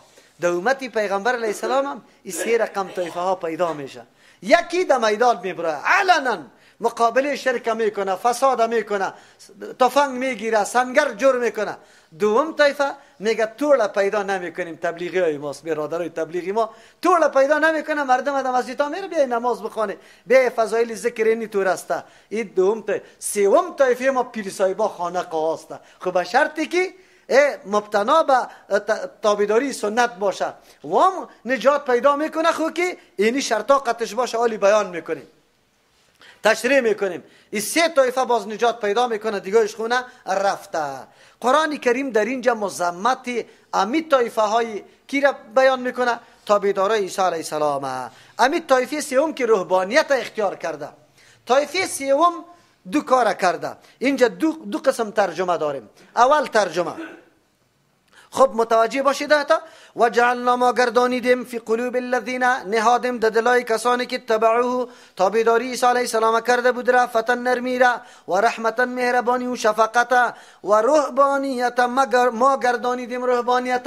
خب گوش بگیره، یعنی اصل رهبانیت که ترک دنیاست. اینجا رهبانیت عبارت از فرار به دین خود است، حفاظت دین خود، که دین حفاظت کنه. این رهبانیت که در یک طرف کناره خود بگیرن، این ما برشان گردانیدیم. دیگه معلوم شد که اصل رهبانیت جایز بوده. اصل رهبانیت جایز بوده، چرا؟ الله مقرر کرده بود. خب باز یا چی کردن؟ ابتدعوها، یا نواوری کردن در اینمی رهبانیت، در کیفیت و طرز و طریقش یا نواوری کردن.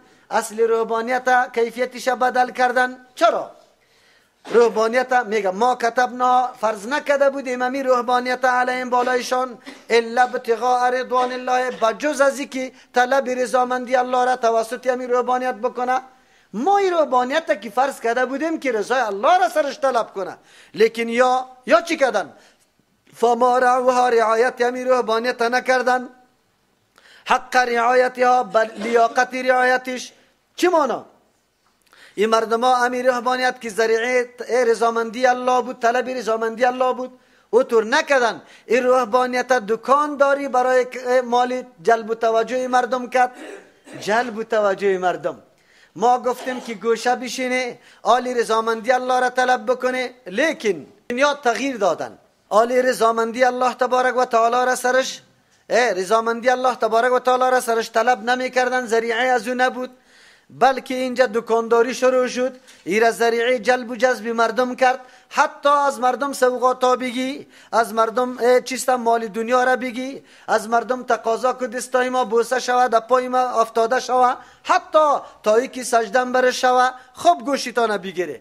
این را میگه اصل رهبانیت موجود بود، لیکن تغییر در هیئتش آورد، در کیفیتش تغییر آوردن. این را بدعت اضافی میگه که اصل یک شی در دین ثابت باشه، لیکن تو بگیری در کیفیتش تغییرات بیاری، ایرا بدعت اضافی میگه که حالی در تشریح بدعت براتان میگم.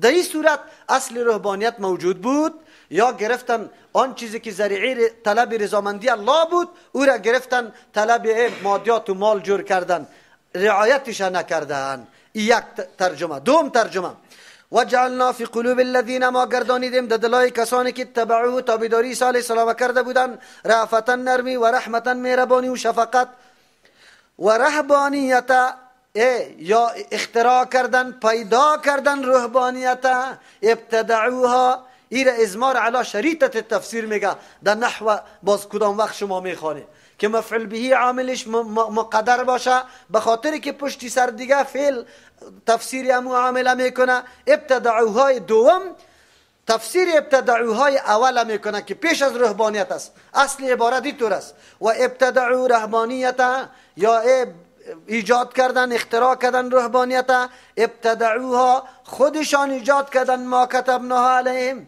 ما سرش مقرر نکرده بودیم، ما فرض نکرده بودیم. الا اینجا به معنای لکن است، لکن ابتغاء رضوان الله، ما نگفته بودیم که یا رهبانیت پیدا کنه، ما بر از یا فقط اینی قدر گفته بودیم که رضامندی الله را طلب کنی، همیشه نگفته بودیم رهبانیت پیدا کنیم. فما رعوها، رعایت نکردن رضامندی الله را. ها ضمیر راجع به خصلت طلب رضامندی است، یعنی همون خصلتی که طلب رضامندی الله میشد یا لحاظش نکرد، حق رعایت به امور رقم که مناسب بود که لحاظش شوه، یعنی آن چیزی که برای طلب رضای الله مناسب بود امور بعد پیدا میکردن. او در او زمان چی بود؟ جهاد فی سبیل الله بود. خو لیکن یا چی کردن؟ جهاد اعلا کردن، در کوها رفتن، در غارا نشستن. در این صورت باز معلوم شد که رهبانیت از سر ناجایز بوده. رهبانیت از سر چی بوده؟ ناجایز بوده، یا خود اختراع کرده بودن. خلاصه سخن، پیروان عیسی علیه السلام می طایفه سوم مذمتشان از دو وجه بیان میشه. اگر رهبانیت در اصل جایز بود، آلی الله بدیشان بیان میکنه که تغییر در کیفیت رهبانیت آوردن. تغییر در کیفیت رهبانیت، چرا این رهبانیت برای کسب رضامندی الله بود، یا گرفتن او را ذریعه کسب چی کردن؟ دنیا جور کردن. از او خاطر مذمتشان بیان میکنه. یا از سر رهبانیت جایز نبود، خودی از یا اختراع کردن، الله برشان گفته بود که رضامندی الله را طلب کنه، یا گرفتن رهبانیت کشیدن از جان خود. از او خاطر الله یارا مذمت میکنه که چرا رهبانیت کشیده. این را بدعت حقیقی میگه. بدعت دو قسم است، یکی بدعت حقیقی، یکی بدعت اضافی. بدعت حقیقی او را میگه که اصل شی نیست در دین، تو پیدا میکنی. اصل شی نیست، تو پیدا میکنی. میلاد امروزی بدعت حقیقی است. اصل میلاد در دین وجود نداره که ما روز تولد پیغمبر جشن بگیریم. باز بعد از او مردم دایی تنوع کنه، کسی شوله پخته کنه، کسی پلو پخته کنه، کسی بگوی مسابقه را بندازه برای سیرت، کسی تقریر در مسجد بکنه. این کیفیت هاست، اصلیش وجود نداره. این را بدعت حقیقی میگه. بدعت اضافی او را میگه که اصل شی وجود داره، خود تو برش کیفیتش تغییر میدی، یا زمان برش خاص میکنی، یا مکان برش خاص میکنی، یا نقشه را برش خاص میکنی. اینی گپار اگر پیدا کردی را بدعت اضافی میگه. اصل صدقه کردن برای مرده، یا کسی وفات کرده اقاربش میخیزه صدقه میکنه، این اصلش وجود داره در دین. خب ما چی کردیم؟ این را گرفتیم تغییر دادیم. صدقه را ولو که مرده ما در 3 شو هر قدر گرزار از ملائک میخوره در جان خود، پرچه میشه. اگر هر قدر گشتما و مارا در جانش حواله میشه، ما 3 روز پیش چی نمیکنیم؟ دیگه بار نمیکنیم که ثوابش به مرده برسه. خاص کردیم کدام روزه؟ 3 را. خاص کردیم الوا را در کجا؟ در شام. بازورم الوا دیگه چیز. اگر دنیا هر قدر پیشرفت کنه بازم هم الوا، اما تو راست نیسته. خب ما خاص کردیم جمعی را که در جمعی بعد ختم شوه. و برادر در 3 شنبه ختم، 1 روز پیش، در 1 روز پیش ختم بکن که ثواب زود برش برسه، که نجات پیدا بکنه. باز ما خاص کردیم در چلیش، در چندیش. امی چی فرق داره؟ 39ش چی فرق داره؟ قطعی 40 که او را 40 میکنی از 39 والی مردم بسیار فرار میکنه. همین طور است. 20ش چی فرق داره؟ 15ش چی فرق داره؟ 10ش چی فرق داره؟ اگر داری ملکت داری، توان داری، خو وقت مصرف کو. باز میگیرن دمو مایی که ولو برفباری هم باشه لایم باشه دمو ما باز چی میکنه؟ دیگاره بارو میکنه، مردم در بدر گل پلود میکنه. خدا گرمی و نرمی هم بکو.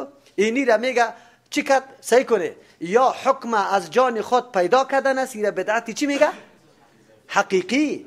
یا حکم یک امر که مربوط به دین میسازی موجب ثواب میدانی، این تو خودت ایجاد کردی، مسلم میلاد دواره این بدعت حقیقی میگه. یا دمو امری که شریعت مقرر کرده تو تخصیصات آوردی، کیفیتش بدل کردی، مکان برش خاص کردی، زمان برش خاص کردی، نقشش تغییر دادی، این بدعت چی میگه؟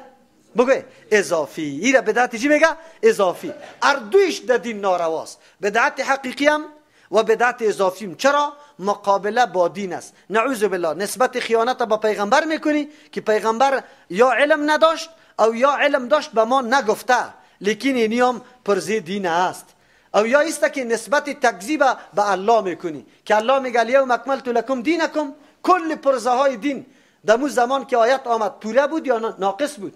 پوره بود. تو میگی که نه یک چیز یک پرزه دین اینجا هم است، ای باقی مانده. الله دروغ گفته که من کامل کردم، اینا نو کامل میشه.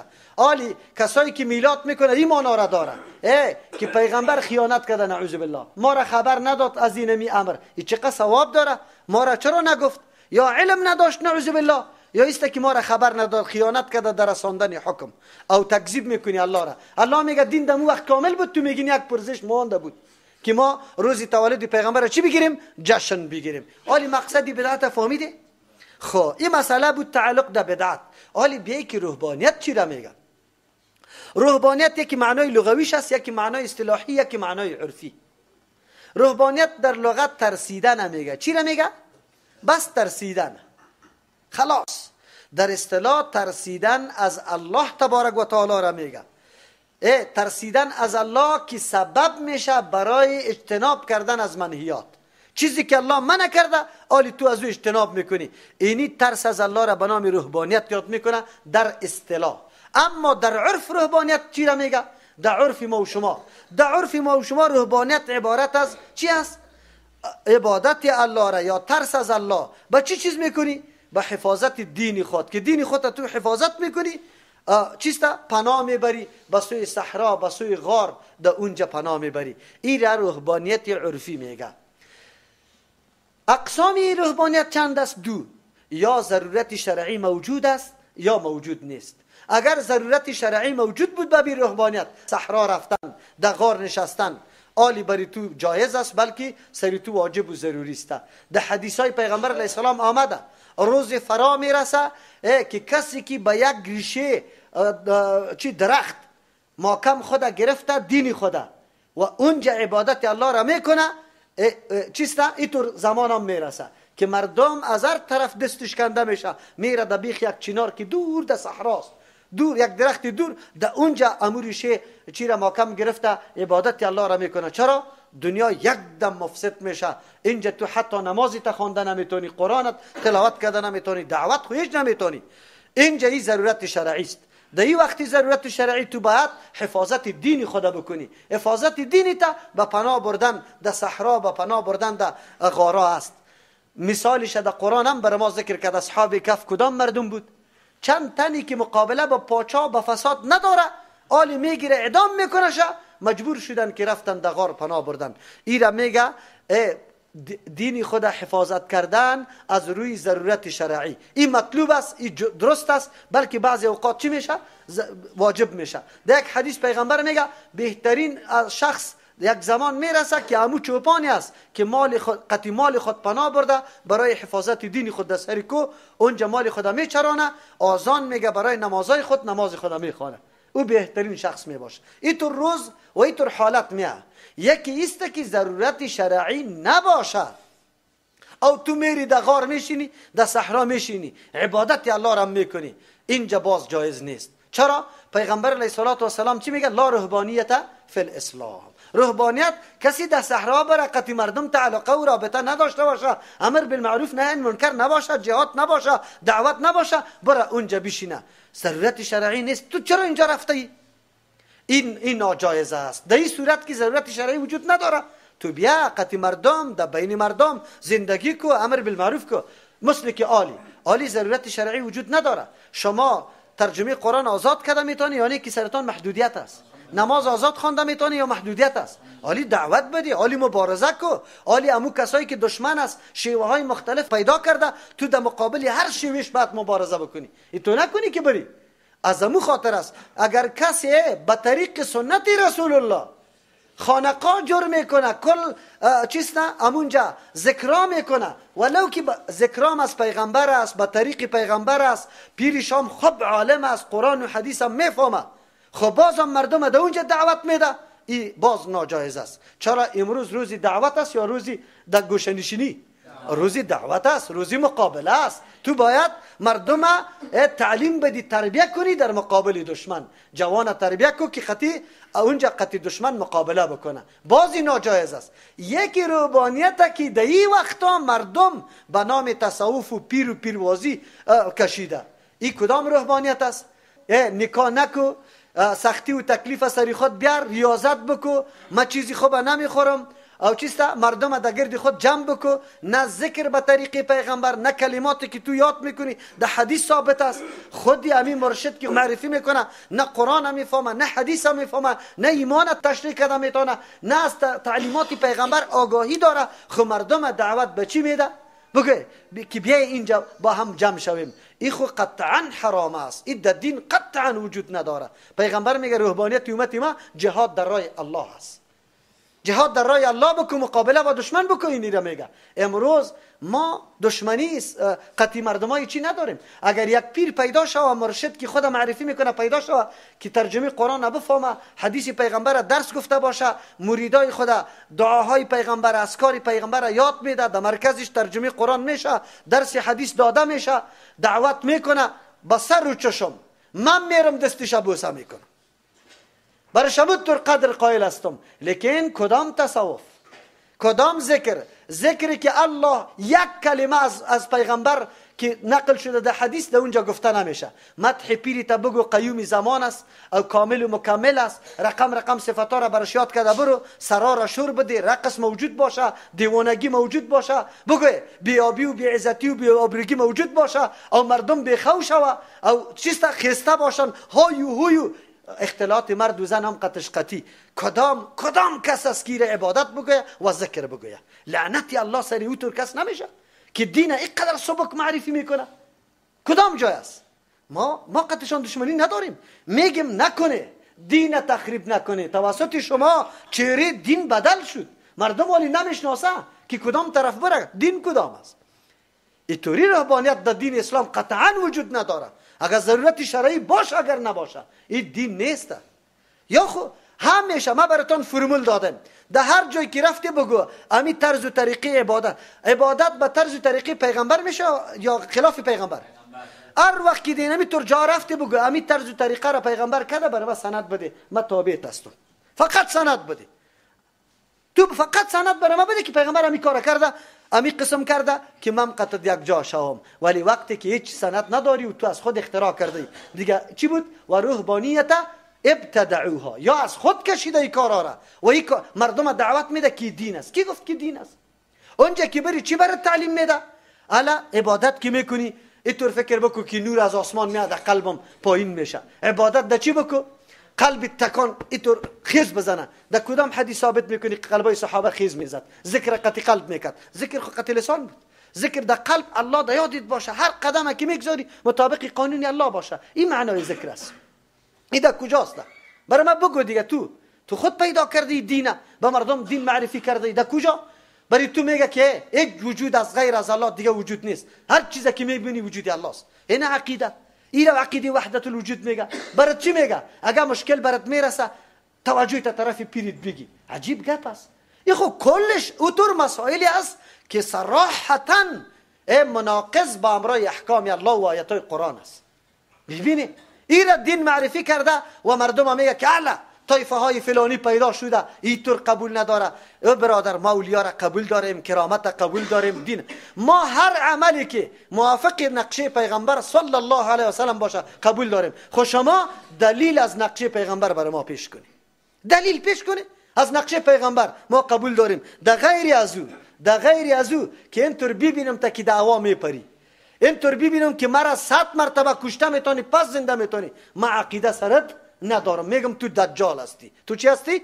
دجال است. دجال دوم هستی. اینا باید آدم بفهمه، درک بکنه. تا که مؤمن همینطور دنبال روی مردم از کورانه الا بدو، دین کجاست؟ ما پشت دین باید بگردیم، در ترجمه قرآن حاضر شویم، پیام قرآن بشنویم، در حدیث پیغمبر در مجالس حدیث بشینیم که پیغمبر چی بیانات داره، چطور تشریح کرده، برای ما چه رقم عبادت کیفیتش بیان کرده. این کیفیت ما از پیغمبر باید یاد بگیریم. این تو نمیشه که از خود ثابت کنیم، این را نمیتونیم. از او خاطر در اینجا الله مزامت طایفه چی را تابعدار عیسی علیه السلام بیان کرد که یا بدعت کشیدن خو رعایت هم نکردن. خب امروز راستی تا نبگه پیر صاحبای ما به نام دین دکانداری به خود جور کرده یا نکرده؟ مردم سوغات ها را برش میبره، دستایشان بوسه میکنه. او برادر اگر رضامندی الله است به این خاطر خود نمیشه که مردم خدمت تو را بکنه. تو باید خدمت با مردم بکنی، دین برش نشان بدی. از همون خاطر مکه سیدیایی که پر شده در جمعه ها، امو علامات چی را بگو فرقه های حق و باطله اونجا بیان کردیم. تو خو همی قدر بگو که من 20 سال در این مرکز آمدم، من 10 سال آمدم، من 30 سال آمدم، یک حدیث پیغمبر اینجا شنیدم برای ما گفته شد که به اینی پیغمبر اینی طور گفته، به اینی سیستم دم اینجا یک آیت قرآن برای ما ترجمه شد. تا که عجیب است، مرکز دین گفته میشه اما قرآن و حدیث وجود نداره. فقط خو بگوی حکایاتی غلط دروغ خود ساخته برای ما بگو فلان ولی اینطور کرد، فلان ولی اینطور کرد، کدام سند، کدام دلیل تو بگو برای ما. مردم اغوا نکنی، این مردم حق داره، این مردم مظلوم است بیچاره، موقع برای تعلیم برش حاصل نشده. افغانستان خود در بدر، یک روز در کوه بود، یک روز در ده، کل زندگی ما در رفت آمد تیر شده. این مردم نیاز داره، این مردم ضرورت داره که برای ازیا قرآن خوانده شوه، مجالس قرآن برشان جور شوه، در خانه هایشان جور شوه، در پالوی خانه هایشان که دسترسی به علم پیدا کنه. ما از همون خاطر تجارا را، همین مردمای مالدار که ملامت میکنم به همین خاطر، همین کسایی که رسوخ داره، نفوذ داره، همین چرا خدمت به دین نمیکنه که همین مردم ما علم حاصل کنه. مردم افغانستان جاهل است، صاحب نظرشان میخیزه، این مردم جاهل میکشه، مولایشان میخیزه، بگوی دانشمندشان میخیزه، دکتر و انجینرشان میخیزه، کلگی مردم جاهل است. خب شما جاهل ساختیشن، شما نمیخوای مردم ترقی کنه. و جناب تجاری کلان تو کلی راه ها را بند کردی، مردم کدام طرف بره؟ پشت اقتصادی خود کلی گپا در گرد خود تو دادی، موقوف ساخته، نرخ در دست خودی تس بالا میکنی پایین. تو نمیمونی مردم که کم پیشرفت کنه. تو منحصر کردی ادارات علم، بگذار که مردم علم بیاموزه، برش زمینه علم مساعد کنی. چرا؟ که مردم باز آشنا میشه، هوشیار میشه نمیشه. امروز در بدر است. عوام ما در این مورد ملامت از یک طرف نمیکنم. چرا؟ بیچاره رنج دیده است، برش موقع میسر نشده. از یک طرف قابل ملامتی است. چرا؟ با وصفی که برش مهیاست. امیال دینامی گرد مسجد شاید این خانه های باشه که بسیار نزدیک باشه. چندین مراتب در اینجا ترجمه قرآن شده. خو الله یارا محروم ازی کرده، در اینجا نمیه. خو اگر بس پیش سوال بکنی که در چند مجلس فسق و فجور دعوت شده رفتی، بالکل برش میره. حالی پیش الله خو رفته نیست، الله خواست پیش سوال میکنه. فاتینا الذین آمنوا منهم، پس ما دادیم به او کسانی که واقعا مؤمنی واقعی بودن، ایمانی کامل داشتن، اجرهم پاداششانه، و کثیر منهم فاسقون، زیادتری مردم بازم فاسق بودن. از او حدودی که الله وضع کرده بود از او پای بیرون کردن. هر دینی که الله روان کرده بود یا از خود دین اختراع کردن، از خود کیفیت ها را جور کردن، دو چی را زمان و مکان خاص کردن. اینی را الله مزامتش بیان میکنه. کسایی که در احکام دین اینمی رقم تخصیصات شروع میکنه. یا ایها الذین آمنوا، کسانی که ایمان آورده، اتقوا الله، از الله تبارک و تعالی بترسی از الله تبارک و تعالی، از عذاب الله که فراگیریتان میشه اگر نعوذ بالله دوچار همچو حالاتی که به قوم عیسی علیه السلام پیش شده بود به شما پیش شود. و آمنو برسولی، عقیده و تصدیق کنی به پیغمبرش، از خود راه ها جور نکنی، از خود عبادت ها جور نکنی، نقشه ها جور نکنی. اگه ایمان به پیغمبر داری خو تنها نقشه پیغمبر در مورد عملتان پیاده کنی، دیگه خو نکشی. شما قرآن همیطور میگه. یا ایها الذین آمنوا، کسانی که ایمان آورده، اهل کتاب الله خطاب میکنه، اتقوا الله، از الله بترسه. یک پیغمبر قبول داره دیگه نداره. و آمنو برسولی، ایمان بیاری با پیغمبری آخریش که محمد رسول الله صلی الله علیه و سلم است. چی نتیجه میده؟ یؤتیکم کفلین من رحمتی، میدهد الله براتان کفلین دویسا من رحمتی، از رحمتی خود. در یک حدیث میاد پیغمبر علیه السلام میگه البته این منحصر در 3 طایفه نیست، بسیار مردما در حدیثا برشان اجر دبل نوشته شده. یکی از این 3 طایفه که در حدیث میاد اجر دبل برای کسایی است که اهل کتاب باشه، بعد از آمدن پیغمبر جدید ایمان بیاره. چرا این اجر دبل میگیره؟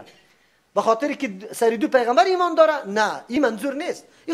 هر کس که 2 عمل نیک انجام میده الله برش 2 اجر میده. اینجا گپ دیگه است. گپ اجر دبل به خاطر میده که مدت عمر خود به حقانیت عمود دین رفتار کرده. حالی که تو دین برش مزخرف اعلان میکنی، طبیعت از این نمیپذیره. حالی بسیار سخت است. وقتی که چون که این حق جو بود، حق طلب بود، با مجرد وضاحت دلایل دستی عمل سابق خدا میگه که غلط بود، حالی این را میپذیره. اینی نفس خدا، غروری خدا، عزت خدا که به نظر خود تصور میکرد او را کلش از زیری چی کرد؟ پایمان. از این خاطر یک عوامی ما امروز که عقیده توحید الله را میپذیره بسیار مهم گپ است. این را یاد داشته باشه. چرا؟ پذیرفتن این عقیده معنای از این را داره که من سابق در راه درست نبودم. از این خاطر نفس برش میگه که بره هرچی که اسی قدر مردم که امی عقیده داره من در بالای سرش. لیکن بعضی حق پرست است، تعقل و تفکر داره، میگه بله سابق کسی بر قرآن برم نه ترجمه نکرده بود، سابق دلیل کس برم نگفته بود، اما طور من روان بودم، چیزی که مردم میکرد من میکردم. او دین خویی نیست که چیزی مردم میکنه من اموره بکنم. این دین است؟ این دین شده نمیتونه. دین اون نموسته که اصل و دلیل داشته باشه. اینی آدمی که میپذیره یقینا که الله برش اجر دبل میده. اهل کتاب که نبوت پیغمبر علیه السلام میپذیره و دین خدا اعلان میکنه که منسوخ است، این بسیار گپی مشکل است. از این خاطر الله برش دبل اجر میده.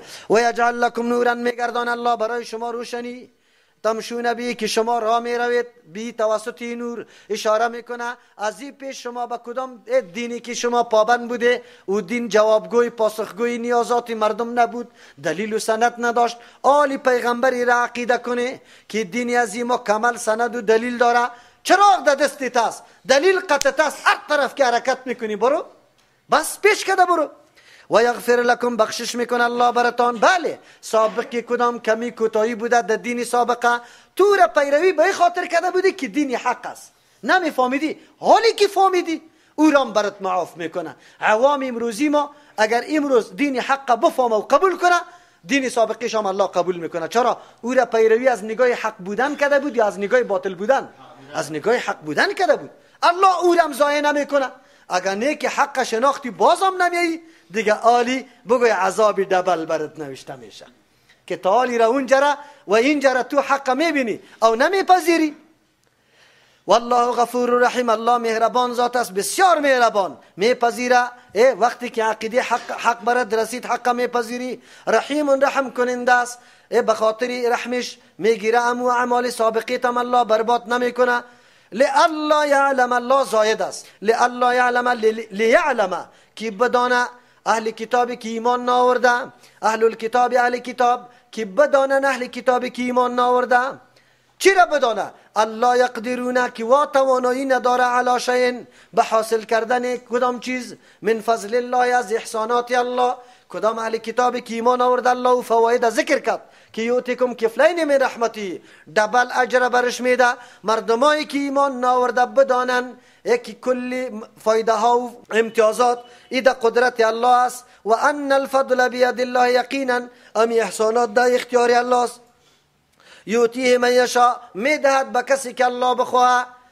و بدانن که همه فضل و احسان در اختیار الله است، هر کس نصیب نمیشه. والله ذو الفضل العظیم، یقینا الله تبارک و تعالی صاحب احسان بزرگ است. بعضی را بعد از واضح شدن دلایل حقانیت دین اسلام و نبوت پیغمبر الله بعضی را توفیق داد ایمان آورد، از او خاطر فایده های زیاد الله برش داد. و کسایی که ایمان ناوردن عناد کردن، تکبر کردن، میگفتن نه ما دین جدید قبول نداریم، همون دین ما سابق است، حالی از الله کدام فایده را گرفته میتونه؟ نمیتونه. یقینشان ثابت شود. سبحان ربک رب العزة عما یصفون و سلام علی المرسلین والحمد لله رب العالمین.